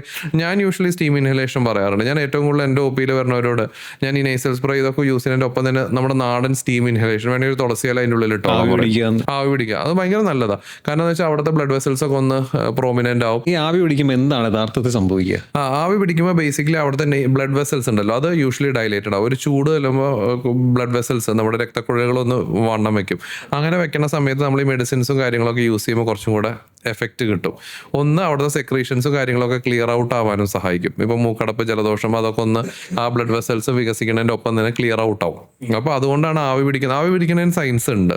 അപ്പോൾ യൂഷ്വലി ഞാൻ ഭയങ്കര കോമൺലി പറയാറുണ്ട്, ആവി പിടിക്കണം. നിങ്ങൾ അലർജിക് റൈനൈറ്റിസ് ഒക്കെ ഉള്ളവർ ഞാൻ 3 to 4 times ഡെയിലി ആവി പിടിക്കാൻ പറഞ്ഞു കഴിഞ്ഞാൽ ഭയങ്കര നല്ലതാണെന്ന് പറയുന്ന ഒരു കാര്യം. അതൊരു ചില കാര്യങ്ങൾ ഞാൻ പറയില്ല, നമ്മുടെ നാടൻ അല്ലെങ്കിൽ പഴയ പ്രാകൃതം എന്ന് പറയുന്നതിലൊക്കെ സയൻസ് ഉണ്ട്. അതൊക്കെ നമ്മൾ ശരിക്കും ചെയ്യേണ്ടത് ഭയങ്കര നല്ല കാര്യങ്ങൾ തന്നെയാണ്. വേറൊരു പ്രധാനപ്പെട്ട ഒരു പ്രശ്നമാണ് എസിയും ഫാനും തമ്മിലുള്ളൊരു കാര്യം. സിമ്പിൾ ആൻസർ, എ സി ആണോ ഫാനാണോ ഞാൻ പറയാം എ സി ആണ് ബെസ്റ്റ്. അലർജി പേഷ്യൻസിന് ഏറ്റവും best thing is A C. പക്ഷെ ഓൺലി തിങ് 2 months ഒരിക്കൽ നിങ്ങൾ എ സിയുടെ ഫിൽറ്റർ ക്ലീൻ ചെയ്യണം. കാറിലാണെങ്കിൽ എൻ്റെ കാറിലെ ഫിൽറ്റർ എനിക്ക് ഞാൻ 5 വർഷമായി ക്ലീൻ ചെയ്തിട്ട്. ഓപ്പൺലി സ്പീക്കിംഗ്, നമ്മൾ കാർ എത്ര കഴുകി കഴിഞ്ഞാലും ബാക്കി എല്ലാ സർവീസ് ആനുവൽ സർവീസിലോ കാര്യങ്ങളിലൊക്കെ വേണമെങ്കിൽ എ സി ഫിൽറ്റർ ക്ലീൻ ചെയ്താലേ ഉള്ളൂ. എ സി ആണ് ബെസ്റ്റ്, ഏറ്റവും ബെസ്റ്റ്. ഒരു 25 to 26 degrees Celsius A C use ചെയ്യുന്നത്. Even for new born babies A C is the safest. കാരണം എ സിയിൽ എന്തുണ്ടാവുന്ന വെച്ചാൽ എയർ കണ്ടീഷനിങ് ഉണ്ടാവുന്നത്. ഇവിടെ നമ്മുടെ അറ്റ്മോസ്ഫിയറിലുള്ള പാർട്ടിക്കിൾസ് ഒക്കെ എ സി ഫിൽട്ടർ ഔട്ട് ചെയ്യും. പക്ഷേ ഈ എ സി ഫിൽറ്റേഴ്സ് നമ്മൾ അറ്റ്ലീസ്റ്റ് 2 months ഒരിക്കൽ ക്ലീൻ ചെയ്യണം. അല്ലെങ്കിൽ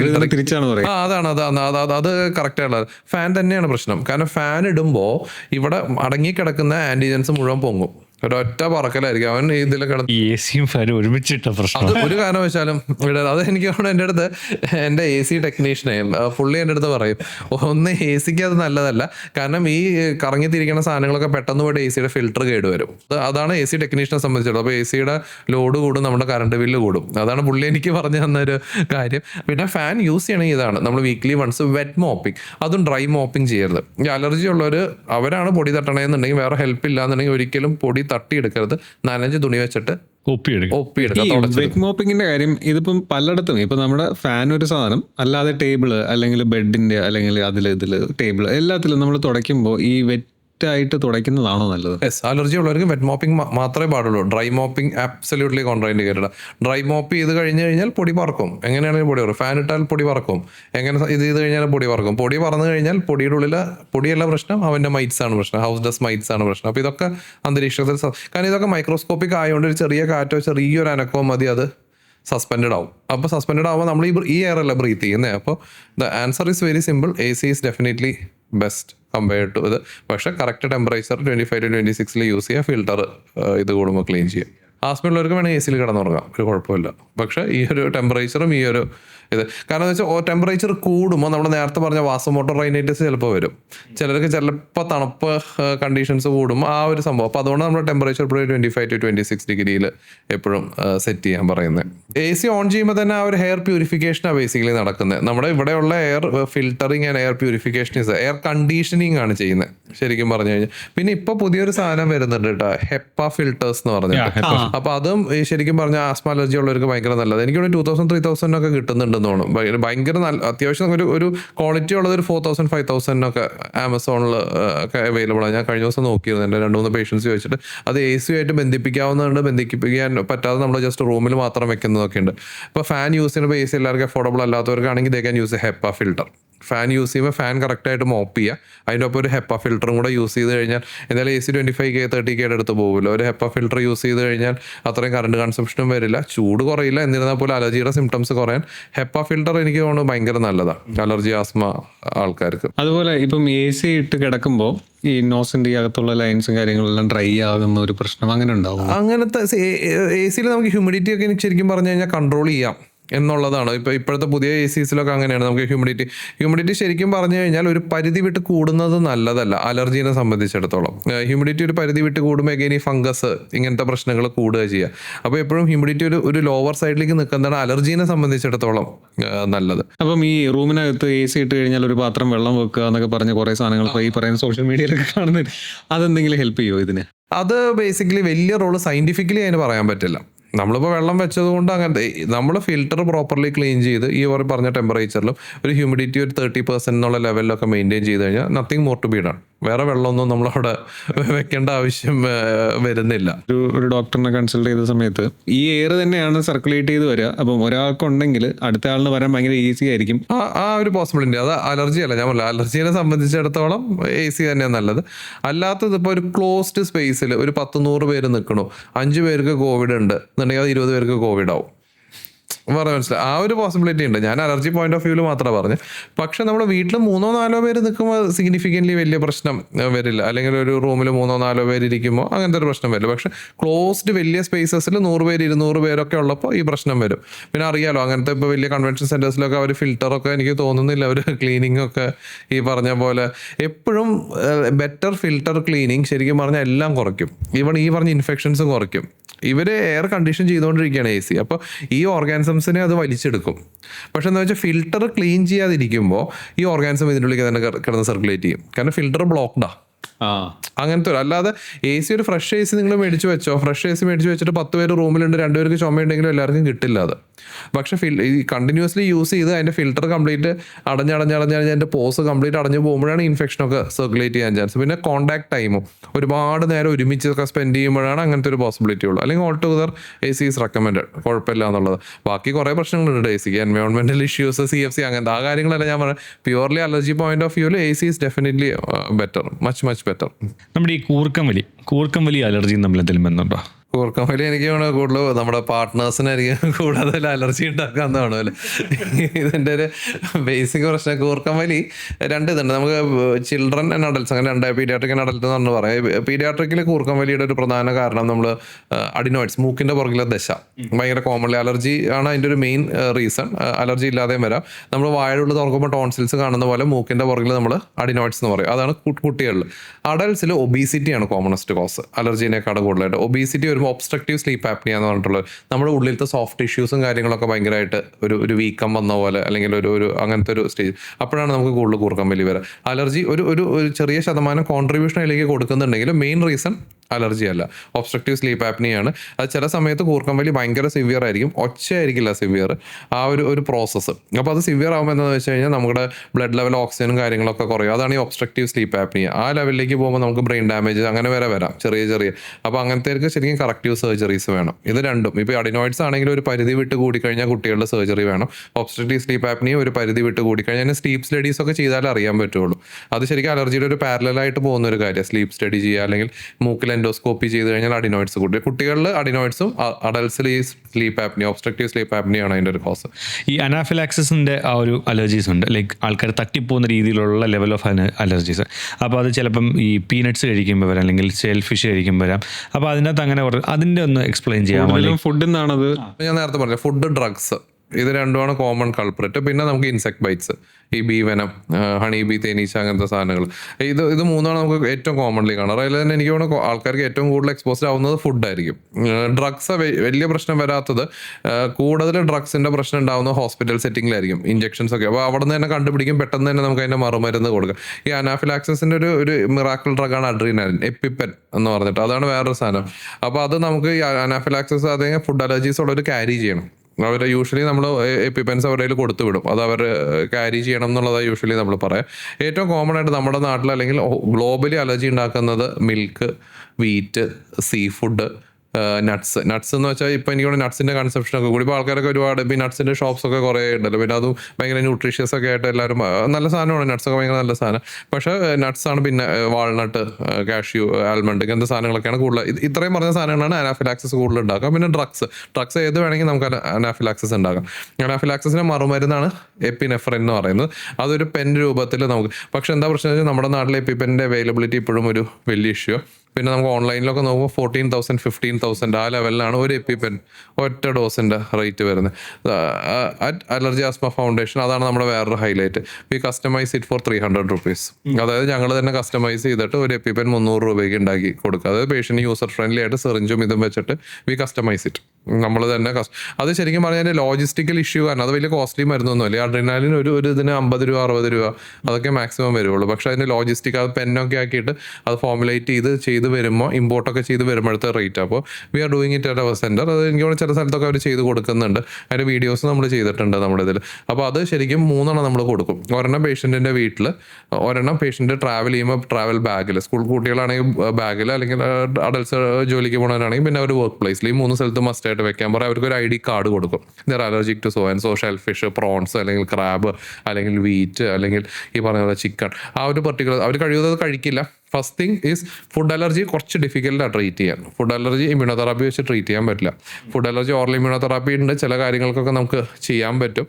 പക്ഷേ ഒരു കംപ്ലീറ്റ് ക്യൂർ ഭയങ്കര ടഫാണ് ഫുഡ് അലർജിയിലും. So identify the proper food allergy ഉണ്ടാക്കുന്നത് ഏതാണെന്നുള്ളത് കണ്ടുപിടിക്കണം. അതൊരു ID കാർഡ് വെച്ചിട്ട് കറക്കാൻ തട്ടിപ്പോവും. അതാണ് അതിൻ്റെ ഏറ്റവും വലിയ പ്രശ്നം. ഒരു ഹാഫ് ആൻ അവർ 45 minutes നമുക്ക് ഹോസ്പിറ്റലിൽ എത്താനുള്ള ടൈം ചിലപ്പോൾ കിട്ടില്ല. By that time you can take an EpiPen training നമ്മൾ കൊടുക്കുന്നുണ്ട് നമ്മുടെ സെന്ററിൽ. കംപ്ലീറ്റ്ലി അത് നോർമലാവും. നോർമലാവും. ആ എപ്പിപ്പെൻ എടുത്ത് നിങ്ങൾ ഹോസ്പിറ്റലിൽ എത്തുമ്പോഴേക്കും നമുക്കൊരു ടൈം കിട്ടും. ഈ ബൈ ടൈം ടു ആക്ട്. അതായത് മറ്റെന്താണെന്ന് വെച്ചാൽ ചിലപ്പോൾ ഇവിടെ നിന്ന് നമുക്ക് ഉണ്ടായത് നിങ്ങളിപ്പോൾ ഇവിടെ കിംസിൽ എവിടേക്കെങ്കിലും എത്തുമ്പോഴേക്കും ബൈ ദാറ്റ് ടൈം ചിലപ്പോൾ നമ്മുടെ പണി തീർന്നുണ്ടാവും. അപ്പോൾ ആ ഒരു ടൈം നമുക്ക് ബൈ ചെയ്യാൻ പറ്റും. എന്ത് പറ്റും, ഒരു എപ്പിപ്പെൻ എടുത്തിട്ടുണ്ടെങ്കിൽ നിങ്ങൾ ഓൺ ദ വേ നിങ്ങളുടെ ID കാർഡ് നമ്മൾ എഴുതി കൊടുക്കും, എങ്ങനെ ഇഞ്ചക്ഷൻ എടുക്കേണ്ടത് എന്താണെന്നുള്ളതൊക്കെ. അപ്പോൾ ജസ്റ്റ് 1 minute വായിച്ചാൽ കിട്ടും. അപ്പോൾ തന്നെ we can give A shot. Any one, ഒരു ട്രെയിൻഡ് ആളൊന്നും വേണമെന്നില്ല. നമ്മുടെ ഫ്രണ്ട് വെച്ചിട്ടുള്ള ആൾക്കാർ അലർജി വന്നു, അയാൾ തറയെ വീണു, അയാളുടെ കയ്യിൽ എപ്പിപ്പെൻ ഉണ്ടെന്ന് നമുക്കറിയാം. നമ്മൾ ഇപ്പോൾ പെട്ടെന്ന് ഒരുപാട് ഇത് കാണുന്ന വ്യൂവേഴ്സിന് അത് അഡ്മിനിസ്ട്രേറ്റ് അതെങ്ങനെ ആയിരിക്കും? അത് ഭയങ്കര എളുപ്പത്തിൽ നമ്മൾ പറയണത്, നമ്മൾ തൊടയുടെ നമ്മൾ 2 ആയിട്ട് ഡിവൈഡ് ചെയ്യാം. 2 ഹാഫായിട്ട് ഡിവൈഡ് ചെയ്യാം. അതിൽ ഔട്ടർ ഹാഫിൽ നടുക്കിൽ പെർപെൻഡിക്കുലർ ആയിട്ട് കുത്താം. മനസ്സിലായി? നമ്മുടെ നമ്മുടെ ഒരു തൈ എന്നുള്ളത് നേരെ പകുതിയായിട്ട് ഡിവൈഡ് ചെയ്യുക. ഇന്നർ ഹാഫും ഔട്ടർ ഹാഫും വരില്ല. അല്ല, ഔട്ടർ ഹാഫിൽ നേരെ പെർപെൻഡിക്കുലർ ആയിട്ട് ഇങ്ങനെ പിടിക്കുക. ഒരൊറ്റ കുത്ത് ഫുൾ എത്ര ഡീപ്പായിട്ട് പോയാലും കുഴപ്പമില്ല. It's life saving. പക്ഷെ കുഴഞ്ഞു വീഴുന്ന എല്ലാ അലർജി അല്ല കേട്ടോ. ചിലപ്പോൾ ഹാർട്ടിൻ്റെ പ്രശ്നവും ചിലപ്പോൾ ഇതിൻ്റെ ആയിരിക്കും. അപ്പോൾ അലർജി ഇപ്പോൾ നേരത്തെ പറഞ്ഞ കണ്ടീഷനിൽ ഓക്കെ, അലർജി ഉള്ള ആളാണെന്ന് അറിയാം, അലർജിയുള്ള വസ്തു കഴിച്ചിട്ടുണ്ട്, എപ്പിപ്പെൻ ഉണ്ട് എന്ന് അറിയാം. Then you can give it. അല്ലാതെ ഈ എപ്പിപ്പെൻ ആളെ തട്ടിക്കളയും ചെയ്യും അല്ലേ? എപ്പിപ്പെൻ ചിലപ്പോൾ നമ്മുടെ പണി തീർത്ത് കളയും. അങ്ങനെയും ഒരു ആസ്പെക്ട് ഉണ്ട്. ചിലപ്പോൾ വെറുതെ വെയിൽ കൊണ്ട് തലയിറങ്ങി വീണതും ആവാം. ബട്ട് ഇത് ഭയങ്കര ഒരു ഗെയിം ചേഞ്ചർ ആണ് എപ്പിപ്പെൻ. ശരിക്കും പറഞ്ഞു കഴിഞ്ഞാൽ ഗെയിം ചേഞ്ചർ ആണ്. അത് കിട്ടാത്തവരും അങ്ങനെ ഇത് ചെയ്യണം. നല്ല അലർജിസ്റ്റിന്റെ അടുത്ത് പോയി കഴിഞ്ഞാൽ അതേ കസ്റ്റമൈസ് ഇറ്റ് ആൻഡ് ഗീവ്. അല്ലാതെ ഇതിന്റെ സിംറ്റംസ് എന്തൊക്കെയായിരിക്കും? Allergy related symptoms usually skin symptoms ആയിട്ടായിരിക്കും മിക്കവാറും തുടങ്ങുക. ചിലപ്പോൾ ചെറിയ ചൊറിച്ചിലൊക്കെ ആയിട്ടേ തുടങ്ങുള്ളൂ. അപ്പോൾ ആ ചൊറിച്ചിലല്ലേ ഉള്ളൂ എന്ന് വിചാരിച്ച് നമ്മൾ ഇരിക്കും. പെട്ടെന്ന് പ്രോഗ്രസ് ചെയ്യും. 1 or 2 hours യൂഷ്വലി പ്രോഗ്രസ് ചെയ്യും. ഇപ്പോൾ നമ്മൾ ബീഫോ അല്ലെങ്കിൽ പ്രോൺസോ എന്താണോ നമുക്ക് അലർജി ഉള്ളത് അത് കഴിച്ചൊരു 1 or 2 hours യൂഷ്വലി അത് പ്രോഗ്രസ് ചെയ്യും. ഇതുപോലെ തുമ്മലൊക്കെ പോലെ നെക്സ്റ്റ് ഡേ മോർണിംഗിലേക്ക് നിൽക്കില്ല അത്. അപ്പോൾ ഫസ്റ്റ് തൊലിയുമ്പോൾ പുറമേയുള്ള ചൊറിച്ചിലായിരിക്കും. പിന്നെ നമുക്ക് വീക്കം പോലെ വരും. മൂക്കിൽ ചുണ്ടിലൊക്കെ ആൻജിയോഡിമ എന്ന് പറയും ഇംഗ്ലീഷിൽ. അങ്ങനത്തെ വീക്കം വരും. Next stage you feel A chest tightness. പിന്നെ തലചുറ്റിലായിരിക്കും, ആള് വീഴും, BP ഫോളോ ചെയ്യും, ഡെത്ത്. അത് അങ്ങനെ അതിൻ്റെ പ്രോസസ്സ് പോകുന്നത്. അപ്പോൾ അതുകൊണ്ട് തന്നെ അത് അബ്രപ്റ്റാണ്. ഇതൊരു കാസ്കേഡ് എന്നൊക്കെ പറയും. നമ്മളിങ്ങനെ വോൾക്കാനൊക്കെ പൊട്ടി ഇങ്ങനെ പെട്ടെന്നുള്ള സംഭവം ടക്കെന്ന് പറഞ്ഞിട്ടുണ്ട്. അപ്പോൾ അത് ആ ഒരു ഫ്ലോ ഒന്ന് ബ്ലോക്ക് ചെയ്യാനാണ് നമ്മൾ എപ്പിപ്പെൻ കൊടുക്കുന്നത്. എപ്പിപ്പെൻ ബ്ലോക്ക് ചെയ്യുമ്പോൾ ആ കാസ്കേഡ് ഒന്ന് ഹോൾട്ടാവും, ഒന്ന് പ്രോഗ്രസ് ചെയ്യുന്നുണ്ടാവും, പക്ഷെ ആ ഫ്ലോ ഒന്ന് എന്ത് ചെയ്യും, കുറയും. By the time you will reach hospital. അപ്പോൾ നമുക്ക് കറക്റ്റായിട്ടുള്ള അഡ്രീനലിനൊക്കെ ഇഞ്ചെക്ഷൻസ് ക്യാനിലൊക്കെ ഇട്ട് കറക്റ്റായിട്ട് കൊടുക്കാം. നമുക്ക് ടൈം കിട്ടും പർച്ചേസ് ചെയ്യേണ്ട. ലൈഫ് സേവിങ് ആണ്. പിന്നെ വേറെ പ്രശ്നമൊന്നും ഉണ്ടാവില്ല. ഒരു 1 or 2 hour ഇതെന്തിനാ എവിടെ വന്നെന്നുള്ള രീതിയിൽ അവൻ എഴുന്നേറ്റിരിക്കും. മിറാക്കിളുമാണ്. പേഷ്യൻസ് ഭയങ്കര റിവാർഡിങ് ആയിട്ട് വരണം. പേഷ്യൻസ് ആൾ പോയി എന്നുള്ള രീതിയിൽ നമ്മൾ കൊണ്ടുവരുമ്പോൾ നമ്മളെന്തോ ഭയങ്കര മാജിക് ഡ്രഗ് കണ്ടുപിടിച്ച് കുത്തിവെച്ച് ഡോക്ടറെ രക്ഷിച്ചു എന്നൊക്കെ പറഞ്ഞ് ഭയങ്കര ഹാപ്പി ആയിട്ട് പോണൊരു ഗ്രൂപ്പ് ഓഫ് ആൾക്കാരാണ് അനാഫിലാക്സിസ്. നമ്മൾ നേരത്തെ സംസാരിച്ചിരുന്നു ഈ പ്രോൺസും നാരങ്ങ വെള്ളം കൂടെ ഒരുമിച്ച് കുടിക്കാൻ പാടില്ല, അങ്ങനെ കുടിച്ച് കുറേ പേര് തട്ടിപ്പോയിട്ടുണ്ടെന്ന് പറഞ്ഞ്. ഇവിടെ ഒരു റെസ്റ്റോറൻറ്റിൽ വെള്ളത്തിന് വേറെ നാരങ്ങ വെള്ളം കുടിക്കും. ഒരു സീ ഫുഡ് റെസ്റ്റോറൻറ്റ് വരുന്നു. അപ്പം അവിടെ ഇതുപോലെ ഒരാൾ വന്നത് കഴിച്ച് തട്ടിപ്പോയി. അത് കഴിഞ്ഞ് നാരങ്ങ വെള്ളം കിട്ടാതായി. നല്ല നാരങ്ങ വെള്ളമായിരുന്നു. അപ്പം അതിനെന്തെങ്കിലും മിത്തുണ്ടോ? അതെന്താണ്? അത് മിത്ത് മാത്രമാണ്. ചെമ്മീനും നാരങ്ങ വെള്ളം ഒരുമിച്ച് കഴിച്ചിട്ടുള്ള പ്രശ്നമില്ല. ചെമ്മീനോട് അനാഫിലാക്സിസ് ഉണ്ടാവും. Simple explanation. ചെമ്മീനോട് അനാഫിലാക്സിസ് ഉണ്ടാവും.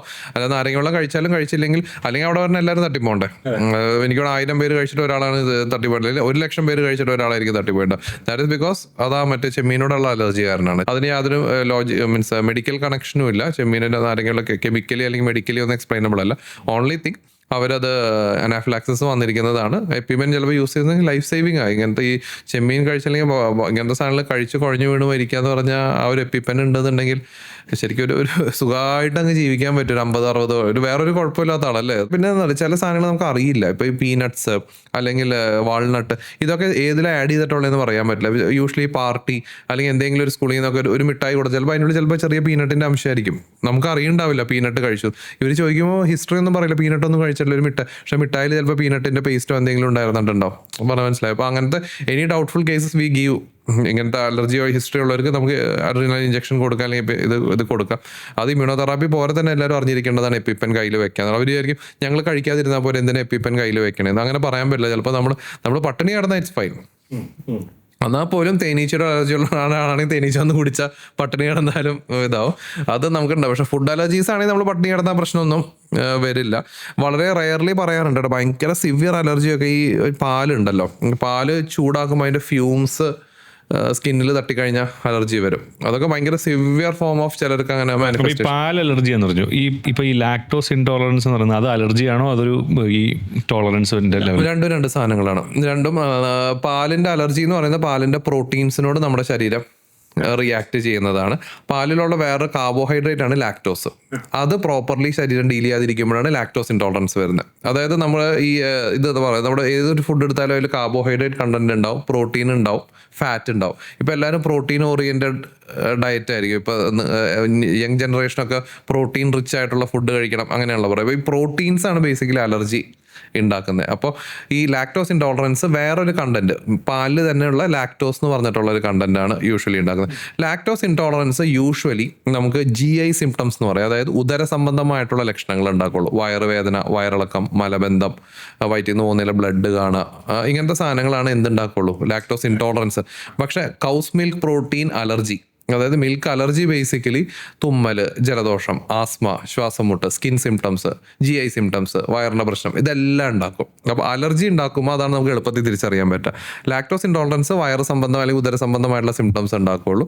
പക്ഷേ കൗസ് മിൽക്ക് പ്രോട്ടീൻ അലർജി എന്ന് പറയുന്നത് ഈ പറഞ്ഞ എല്ലാത്തിൻ്റെയും സിംറ്റംസ് ബേസിക്കലി ഉണ്ടാക്കും. ഇതിൽ ട്രീറ്റ് ചെയ്യാൻ ബുദ്ധിമുട്ടുള്ള അലർജി ഏതാണ്? ഫുഡിൻ്റെ ആണോ? ട്രീറ്റ് ചെയ്യാൻ ബുദ്ധിമുട്ടുള്ള അലർജി, ഫുഡിന്റെ അലർജി നമുക്ക് അവോയ്ഡൻസ് ഒരുവിധം എളുപ്പമാണ്. നമുക്ക് ഹൗസ് ഡസ്റ്റ് മൈറ്റിനെ അവോയ്ഡ് ചെയ്യാനാണോ എളുപ്പം അതോ പീനട്ട് അവോയ്ഡ് ചെയ്യാനോ എളുപ്പം എന്ന് ചോദിച്ചാൽ ശരിക്കും പീനട്ടാണ്. പീനട്ട് സിമ്പിളായിട്ട് നമുക്ക് അവോയ്ഡ് ചെയ്യാൻ പറ്റും, അല്ലെങ്കിൽ പ്രോൺസ് സിമ്പിളായിട്ട് അവോയ്ഡ് ചെയ്യാൻ പറ്റും. പ്രോൺസ് അലർജി ഒക്കെ ഉള്ള എനിക്ക് ഒരുപാട് പേഷ്യൻസ് ഉണ്ട്, അവരൊക്കെ ഭയങ്കര നല്ല ക്വാളിറ്റി. പക്ഷെ ഹൗസ് ഡസ്റ്റ് മൈറ്റ് അലർജി ഉള്ളവർക്ക് ഭയങ്കര പാട്. നമുക്ക് കാണാൻ പോലും പറ്റും. നമുക്കൊരു കാണുന്ന ശത്രുവിനേക്കാളും പാടാണ് കാണാത്ത ശത്രുവിനെ ഡീൽ ചെയ്യാൻ നമ്മുടെ കോവിഡ് ഉള്ള സമയത്ത് പറയും എന്ന് പറഞ്ഞ ആ ഒരു സമയം. പക്ഷെ അതിലും ഡിഫിക്കൽട്ട് ആയിട്ടുള്ള ഒരു അലർജി ഉണ്ട് കേട്ടോ. ഞങ്ങൾ പേടിക്കും. ഞങ്ങൾ ചില ക്രോണിക് അർട്ടിക്കേറിയ എന്ന് പറയും. അതായത് നിരന്തരമായിട്ട് ശരീരത്തിൽ തിണർത്ത് പൊന്തി ചൊറിച്ചില് വരുന്ന ഒരു കണ്ടീഷൻ ഉണ്ട്. അങ്ങനത്തെ ഒരു തരം അലർജി ഉണ്ട്. ആ ക്രോണിക് അർട്ടിക്കേറിയ യൂഷ്വലി നമ്മുടെ തന്നെ ബ്ലഡിലുള്ള ചില സാധനങ്ങളാണ് ഉണ്ടാക്കുന്നത്. ഓട്ടോ ഇമ്മ്യൂൺ, നമ്മുടെ തന്നെ ശരീരത്തിലുള്ള ചില സാധനങ്ങൾ നമുക്ക് എഗെയിൻസ്റ്റ് പ്രവർത്തിക്കും. അപ്പോൾ ഈ ക്രോണിക് അർട്ടിക്കേറിയാണ് ട്രീറ്റ് ചെയ്യാൻ ഏറ്റവും ഡിഫിക്കൽട്ട് ആയിട്ടുള്ളൊരു അലർജിയായിട്ട് നമ്മുടെ പ്രാക്ടീസിൽ നിന്ന് നമുക്ക് തോന്നിയിട്ടുള്ളത് ബേസിക്കലി. അതുപോലെ ഈ ചില ആൾക്കാർക്ക് ഈ സൺലൈറ്റ് അടിക്കുന്നത് സ്കിന്നിൽ അലർജി ഉണ്ടാകത്തില്ലേ? പിന്നെ അഗെയിൻ അതൊരു അലർജി എന്ന് പറയാൻ പറ്റില്ല, ഒരു സ്കിൻ ഡാമേജ് ആണ്. ബേസിക്കലി ഫോട്ടോഡെർമറ്റൈറ്റിസ് എന്നൊക്കെ പറഞ്ഞിട്ടുണ്ടാവുന്ന ഒരു ഡാമേജ് ആണ്. അത് ഈ അലർജി ആയിട്ട് നമുക്ക് അങ്ങനെ പറയാൻ പറ്റില്ല. ബേസിക്കലി അലർജി ആയിട്ട് സ്കിൻ സെൻസിറ്റൈസ്ഡ് ആയിരിക്കും. ഇപ്പൊ അലർജി ഒക്കെ അങ്ങനെ. അപ്പൊ അലർജി ഉള്ളവരുടെ സ്കിൻ പൊതുവേ കുറച്ച് സെൻസിറ്റീവ്. അപ്പൊ അവർക്ക് അത് അടിക്കുമ്പോൾ അതിന്റെ ഒരു ഇറിറ്റേഷനും വന്നിട്ട് വരുന്ന skin damage. It's not purely allergy. Allergy എന്ന് പറയാൻ പറ്റില്ല. അത് ആയുർവേദത്തിൽ തന്നെ ഈ തുമ്മലിന് അണുതൈലം എന്ന് പറഞ്ഞ സാധനം കിട്ടും. അത് എഫക്റ്റീവ് ആണോ? അങ്ങനെ എൻ്റെ അടുത്ത് കുറെ എല്ലാ പേഷ്യൻസും വരുന്നവർ ഇതെല്ലാം ട്രൈ ചെയ്തിട്ട് നമ്മുടെ അടുത്തേക്ക് വരും. ലാസ്റ്റ് റിസോർട്ടാണ് അലർജി ക്ലിനിക്ക് വിസിറ്റ് ചെയ്യാന്നുള്ളത്. ചിലർ എല്ലാ ചീട്ടും കൊണ്ടുവരും. ഇംഗ്ലീഷ് മെഡിസിൻ്റെ എല്ലാ ചീട്ടും ഉണ്ടാവും. അപ്പോൾ ഞാൻ പറയും ഇതിപ്പോൾ ഞാൻ വിട്ടുപോയി, കാരണം ഓൾറെഡി എല്ലാ മെഡിസിൻസും പല ഡോക്ടറിനും ഇപ്പോൾ ഞാൻ എന്ത് എഴുതുന്നുള്ള ഫസ്റ്റ് നിങ്ങളുടെ അടുത്ത് വന്നത് എനിക്ക് ഒരുപാട് ഓപ്ഷൻസ് ഉണ്ടായിരുന്നു എന്നുള്ള ഒരു പക്ഷേ. രണ്ടാമത്തെ ആസ്പെക്ട് എന്ന് വെച്ച് കഴിഞ്ഞാൽ യൂഷ്വലി ഞാൻ ആയുർവേദ ഹോമിയോ കമൻറ്റ് ചെയ്യാറില്ല, കാരണം ഞാനത് പഠിച്ചിട്ടുള്ള ഒരാളല്ല. മൂന്നാമത് സയൻസ് എപ്പോഴും സപ്പോർട്ടീവ് ചെയ്യേണ്ട എവിഡൻസ് ബേസ്ഡ് മെഡിസിൻ. ഇത്രയും പേർക്ക് നമുക്ക് അസുഖം മാറിയിട്ടുണ്ട് എന്നുള്ള പഠനങ്ങൾ മോഡേൺ മെഡിസിനിലാണ്. സൈഡ് എഫക്ട്സ് ഇല്ല എന്നുള്ളത് പഠനങ്ങൾ മോഡേൺ മെഡിസിനിലാണ്. അപ്പോൾ അതുകൊണ്ട് അങ്ങനത്തെ ഒരു സാഹചര്യത്തിൽ definitely I will go for modern medicine, immunotherapy, where the side effects are most minimum. ഇപ്പം ജിമ്മുകൾ എല്ലാം എയർ കണ്ടീഷൻഡായി ഈ ക്ലോസ്ഡ് ആയിട്ടുള്ള ഏരിയയിൽ വർക്ക്ഔട്ട് ചെയ്യുന്നതിന്റെ ഒരു അലർജി സൈഡിൽ പറയുകയാണെങ്കിൽ, അലർജി പോയിന്റ് ഓഫ് വ്യൂവിൽ പറയുകയാണെങ്കിൽ രണ്ട് കാര്യമാണ്. ഒന്ന് എക്സസൈസ് ഡിപ്പെൻഡന്റ് അനാഫിലാക്സിസ് എന്നൊക്കെ പറഞ്ഞിട്ടൊരു സംഭവമുണ്ട്. Food dependent exercise induced anaphylaxis അങ്ങനത്തെ ഒരു സാധനമുണ്ട്. അതായത് ചിലർക്ക് ഫുഡ് കഴിച്ച ഉടനെ എക്സസൈസ് ചെയ്ത് അനാഫിലാക്സിസ് വരും. അത് ഏറ്റവും കോമൺലി നമ്മൾ വീറ്റ് എന്ന് പറഞ്ഞിട്ടുള്ള നമ്മുടെ ഗോതമ്പ്, അതിലാണ് എല്ലാവർക്കും അല്ല കേട്ടോ, ഭയങ്കര റയറായിട്ട് കാണുന്നൊരു കാര്യം. ഇപ്പൊ ഗോതമ്പ് മാത്രം കഴിച്ച അയാൾക്ക് യാതൊരു കുഴപ്പം ഉണ്ടാവില്ല, എക്സസൈസ് മാത്രം ചെയ്ത അയാൾക്ക് യാതൊരു കുഴപ്പം ഉണ്ടാവില്ല. പക്ഷെ ഗോതമ്പ് കഴിച്ച് 1 hourനുള്ളിൽ എക്സസൈസ് ചെയ്ത ഹീമേ സക്കം, അങ്ങനത്തെ ഒരു അനാഫിലാക്സ്, അങ്ങനത്തെ ഒരു അലർജി ഉണ്ട്. അത് വളരെ റെയർ ആയിട്ടുള്ള കാണുന്ന, പക്ഷെ food dependent exercise induced anaphylaxis എന്ന് പറയും. അതാണ് ഒരു വശം. രണ്ടാമത് എക്സസൈസ് പൊതുവെ ആസ്മ പോലത്തെ അസുഖങ്ങൾ കുറച്ചൊന്ന് അധികരിക്കും. എക്സസൈസ് വീസിങ് അല്ലെങ്കിൽ ആസ്മ അങ്ങനത്തെ കാര്യങ്ങൾ കുറച്ചൊന്ന് അധികരിപ്പിക്കും. മൂന്നാമത്തെ ആസ്പെക്റ്റ് ആണ് ഇപ്പോൾ നമ്മൾ പറഞ്ഞത് ക്ലോസ്ഡ് സ്പേസിൽ അഗെയിൻ AC ഫിൽറ്ററിലേക്ക് തന്നെ സാധനം പോകുന്നത്. അത് രണ്ട് പക്ഷം തന്നെ നമുക്കായിട്ട് പറയാം. ഇപ്പോൾ ചെറിയ കുട്ടികൾ ആ ഒരു പ്രായത്തിലൊക്കെ അവർ കുറച്ചൊരു ബാക്ടീരിയയിലേക്ക് എക്സ്പോസ്ഡ് ആവുന്നതുകൊണ്ട് വലിയ പ്രശ്നം, നമ്മുടെ മണ്ണിൽ കളിക്കണ ആ കാര്യം ഉണ്ടല്ലോ. അപ്പോൾ അതുകൊണ്ട് അത് ആസ് ഡമ്പലിലുള്ള സാധനങ്ങൾ വലിയ പ്രശ്നം ഉണ്ടാക്കില്ല. പക്ഷെ എനിക്ക് പേഴ്സണലി തോന്നിയിട്ടുള്ളത് as far as allergy is concern, നമുക്ക് എക്സസൈസ് ഇൻഡ്യൂസ്ഡ് ആയിട്ടുള്ള അനാഫിലാക്സിസ് പ്രശ്നങ്ങളൊന്നും ഇല്ലെങ്കിൽ ഓപ്പൺ എയർ ജിംസ് തന്നെയാണ് എപ്പോഴും നല്ലത്. കാരണം എയർ എപ്പോഴും സർക്കുലേറ്റിംഗ് ആയിരിക്കും, നമുക്ക് ഇങ്ങനത്തെ ഒരു ക്ലോസ്ഡ് സ്പേസിൻ്റെ പ്രശ്നം വരുന്നില്ല. അപ്പോൾ അലർജിയെ സംബന്ധിച്ചിടത്തോളം ഓപ്പൺ എയർ ജിംസ് കുറച്ചും കൂടെ വേണമെങ്കിൽ നമുക്ക് റെക്കമെൻഡ് ചെയ്യാം.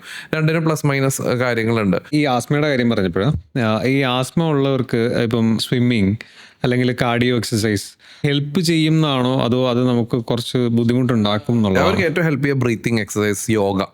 ഇപ്പോൾ ശരിക്കും എനിക്കോടെ ഞങ്ങളുടെ ഏറ്റവും ലേറ്റസ്റ്റ് അലർജിയുടെ ബുക്കിൽ, ടെക്സ്റ്റ് ബുക്സ് മോഡേൺ മെഡിസിൻ ബുക്കിൽ last chapter about yoga and breathing exercises. അങ്ങനത്തെ exercises it will help. Lung capacity കാര്യങ്ങളൊക്കെ കൂട്ടാൻ വേണ്ടിയിട്ട് ഹെൽപ്പ് ചെയ്യും.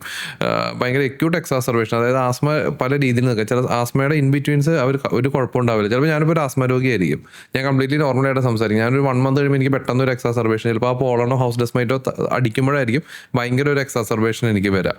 അപ്പോൾ അങ്ങനെ എക്സാസർബേറ്റ് ചെയ്തിരിക്കുന്ന സമയത്തൊന്നും എക്സസൈസ് നമ്മൾ ചെയ്യരുത്, കാർഡിയക് വർക്കൗട്ട്സും കാര്യങ്ങളൊന്നും ചെയ്യരുത്. അവർക്ക് ഈ ഏറ്റവും നല്ല exercises are breathing exercises and yoga. അത് ഈ സ്വിമ്മിങ് ഏകദേശം അതുപോലെ. കാര്യം സ്വിമ്മിങ്ങിൽ ബ്രീത്ത് എടുക്കുക എന്ന് പറയുന്നത് ഒത്തിരി ടൈം എടുത്താണ് ബ്രീത്തിങ് എക്സസൈസസ് ചെയ്താൽ ഈവൻ സ്വിമ്മിങ് ഇമ്പ്രൂവ് ചെയ്യും. സ്വിമ്മിങ്ങിൻ്റെ ഇതിലും ഇമ്പ്രൂവ് ചെയ്യാൻ നല്ലതാണ്. അതേപോലെ തന്നെ ആസ്മയിലും സെയിം സംഭവം തന്നെയാണ്.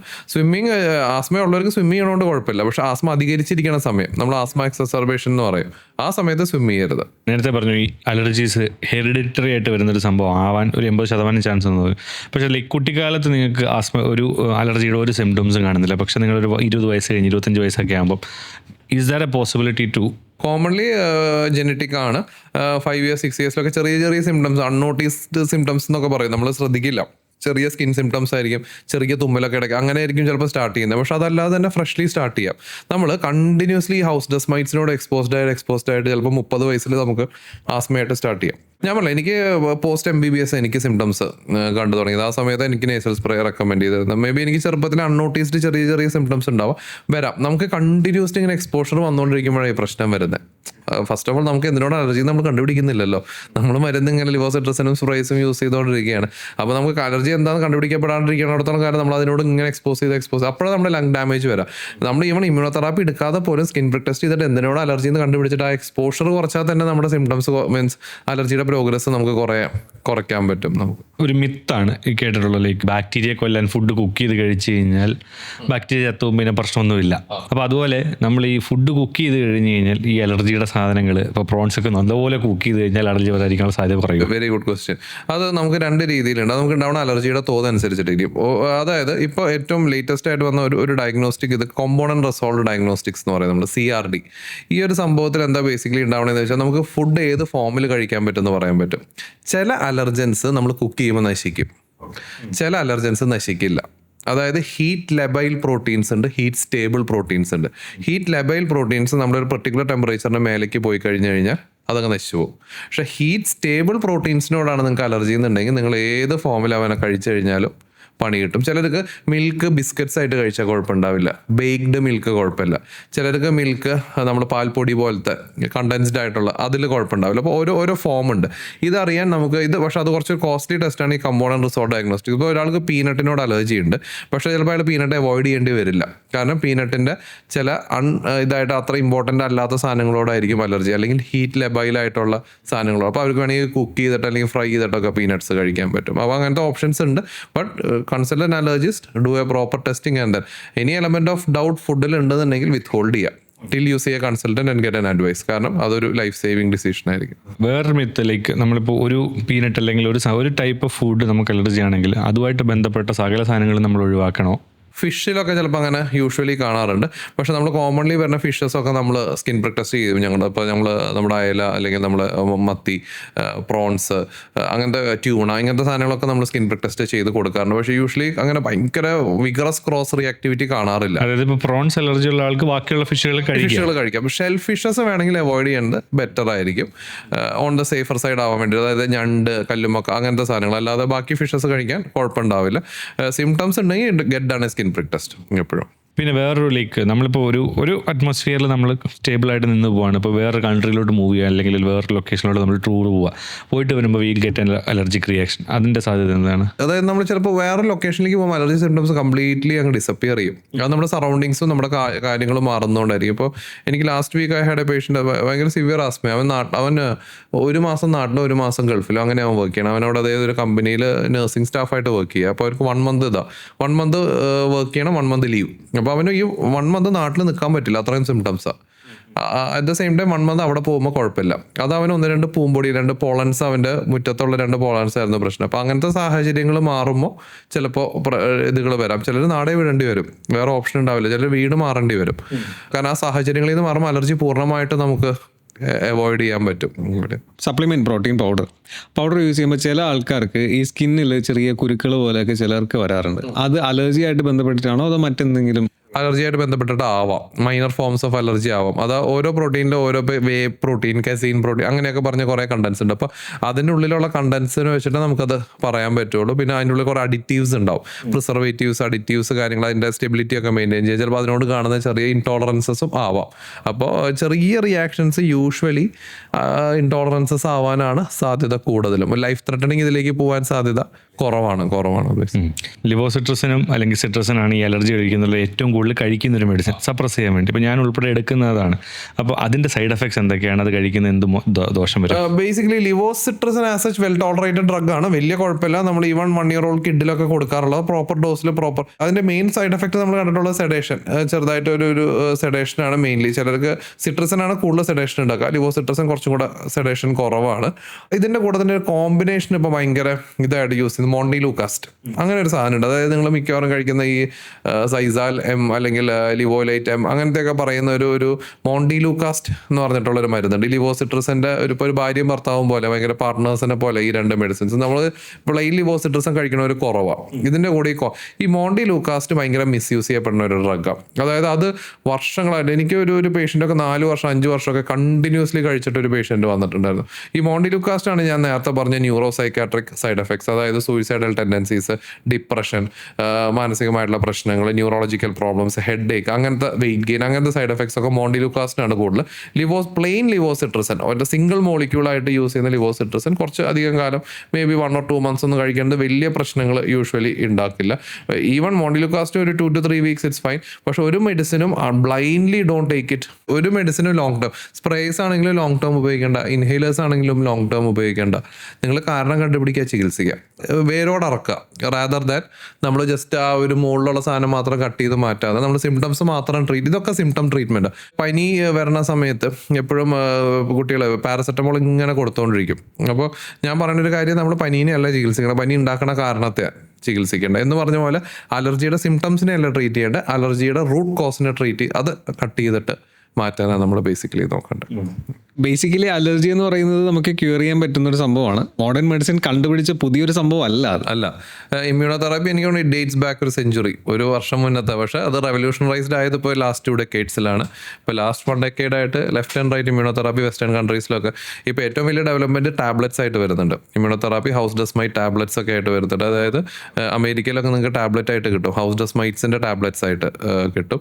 നമ്മുടെ അവിടെ last month I think it's launched in India. Sensimune എന്ന് പറഞ്ഞിട്ടുള്ള ഹൗസ് ഡസ്മൈറ്റ് ടാബ്ലറ്റ് ലോഞ്ച്ഡ് ആണ്. സോ ദാറ്റ് ഈസ് വലിയൊരു റെവല്യൂഷണറി ചേഞ്ച് ആണ് in the field of allergy. അപ്പോൾ നമ്മുടെ അലർജി ആസ്മ ഫൗണ്ടേഷൻ അലർജി ഉള്ള ആൾക്കാരെ അലർജിയെ ഇല്ലാതാക്കും ഞങ്ങൾ ഞങ്ങളുടെ ഒരു ഡ്രീം അതാണ്, ലോകത്തുനിന്നേ അലർജി തുടച്ചു നീക്കുക എന്നുള്ളതാണ്. We started it as A very small thing. അപ്പോൾ വി ആർ പ്ലാനിങ് ഇറ്റ്, അതെല്ലാവർക്കും മാക്സിമം ആൾക്കാർക്ക് എത്തിക്കുക എന്നുള്ളത് തന്നെയാണ് ഞങ്ങൾക്കും. ഞങ്ങൾ കുറേ ഓൺലൈൻ കൺസൾട്ടേഷൻസും കാര്യങ്ങളും ചെയ്യുന്നുണ്ട്, പ്ലാനിങ് ടു എക്സ്പാൻഡ്. പക്ഷേ നമ്മുടെ ടൈം കൺസ്ട്രെയിൻസും കാര്യങ്ങളാണ് ഇപ്പോൾ. കാരണം ഒരു ഡെഡിക്കേറ്റഡ് ടീം നമ്മുടെ പുറകിലുണ്ട്. യൂഷ്വലി ഇപ്പോൾ ഞാൻ ഒറ്റയ്ക്ക് അല്ലെങ്കിൽ ഡോക്ടർ വിനീത് ഒറ്റയ്ക്ക്, ഞങ്ങളൊരു 5-6 പേരുടെ ഒരു വലിയ ടീമാണ്. നമ്മുടെ ടെക്നീഷ്യൻ ഉണ്ട്, അങ്ങനെ ഒരു വലിയ ടീമായിട്ടാണ് നമ്മളത് ചെയ്യുന്നത്. We follow up the patients. കാരണം എന്ന് വെച്ചാൽ നമ്മൾ ഒരു റൊട്ടീൻ ഒപ്പിയിൽ കാണുന്ന പോലെ അല്ലേ, ഒരു മാസം ഒരു 10 പ്രാവശ്യമൊക്കെ നമ്മൾ ഇമ്മ്യൂണോതെറാപ്പി എടുക്കുന്ന പേഷ്യൻറ്റുമായിട്ട് constantly we speak to them. Directly കാണേണ്ടി വരില്ല കേട്ടോ. ഡയറക്റ്റ് വിസിറ്റ്സ് ഒക്കെ മന്ത്ലി വൺസ് അല്ലെങ്കിൽ ബൈ മന്ത്ലി വൺസ് ഒക്കെ മതിയാവും. പക്ഷേ നമ്മൾ ഫോണിലൊക്കെ അവരോട് ഇങ്ങനെ സംസാരിച്ച് ഒരു വലിയ ലോങ് ടേം റിലേഷനാണ്. 2 വർഷം 3 വർഷത്തെ ഒരു ഇതാണ്. എബ്രോഡിലേക്കൊക്കെ കൊണ്ടുപോകാം ഇമ്മ്യൂണോതെറാപ്പി, ദുബായിക്കും അല്ലെങ്കിൽ ഗൾഫ് കൺട്രീസിലേക്കൊക്കെ ഐസ് പാക്കിൽ വെച്ചിട്ട് കൊണ്ടുപോകും. അങ്ങനെയുണ്ട്, നമുക്ക് ഗൾഫിലേക്കൊക്കെ കൊണ്ടുപോകുന്ന പേഷ്യൻസ് ഉണ്ട്. അവർക്ക് നമ്മൾ ഓൺലൈൻ കൺസൾട്ടേഷനാണ് ചെയ്യാറുള്ളൂ. ഫസ്റ്റ് വിസിറ്റ് നമ്മൾ അവിടെ നിന്ന് ചെയ്യും, പിന്നെ ഒരു 6 months അല്ലെങ്കിൽ 1 year ഒക്കെ നാട്ടിൽ വരുമ്പോൾ കാണാൻ അത്. പിന്നെ ഇമ്മ്യൂണോതെറാപ്പിയുടെ വേറൊരു ഗുണം, നിങ്ങളുടെ ബാക്കി ജോലികളൊക്കെ സാധാരണ പോലെ നടക്കും. രാവിലെ എഴുന്നേക്കും, ബ്രഷ് ചെയ്തിട്ട് നാവിൻ്റെ അടിയിൽ 2-3 നമ്മൾ ഡ്രോപ്സ് പറഞ്ഞു തരും, എത്ര ഡ്രോപ്സ് ആണ്. ആ ഡ്രോപ്സ് എടുക്കുക, ബാക്കി ജോലിയൊക്കെ നിങ്ങൾക്ക് സാധാരണ പോലെ ചെയ്യാം. വേറെ യാതൊരു തലയ്ക്ക് മന്തിപ്പുണ്ടാവില്ല, കിളി പറന്നു വരില്ല, യാതൊരു പ്രശ്നങ്ങളും ഉണ്ടാവില്ല. ഓക്കെ, അപ്പോൾ താങ്ക് യു ഡോക്ടർ. ലൈക്ക് ഒരുപാട് ഇൻഫർമേഷൻ എനിക്കും കിട്ടി. Like it will help me also. Like allergy ഉള്ളൊരു ആളായതുകൊണ്ട് രീതി അല്ല, ഞാനും നിങ്ങളോട് സംസാരിക്കാം. എനിക്ക് from the patient point of view എനിക്കും കുറേ ഇൻപുട്സ് കിട്ടും. അപ്പോൾ നമ്മുടെ ട്രീറ്റ്മെൻറ്റ് ഭയങ്കരമായിട്ട് ഇമ്പ്രൂവ് ചെയ്യും നിങ്ങളോട് സംസാരിക്കും. കാരണം നിങ്ങൾ സംസാരിക്കുന്ന ഒരു പേഷ്യൻ്റ് പോയിന്റ് ഓഫ് വ്യൂവിലാകുമ്പോൾ എനിക്കും I can give better results to the patients. Thank you so much. Thank you so much.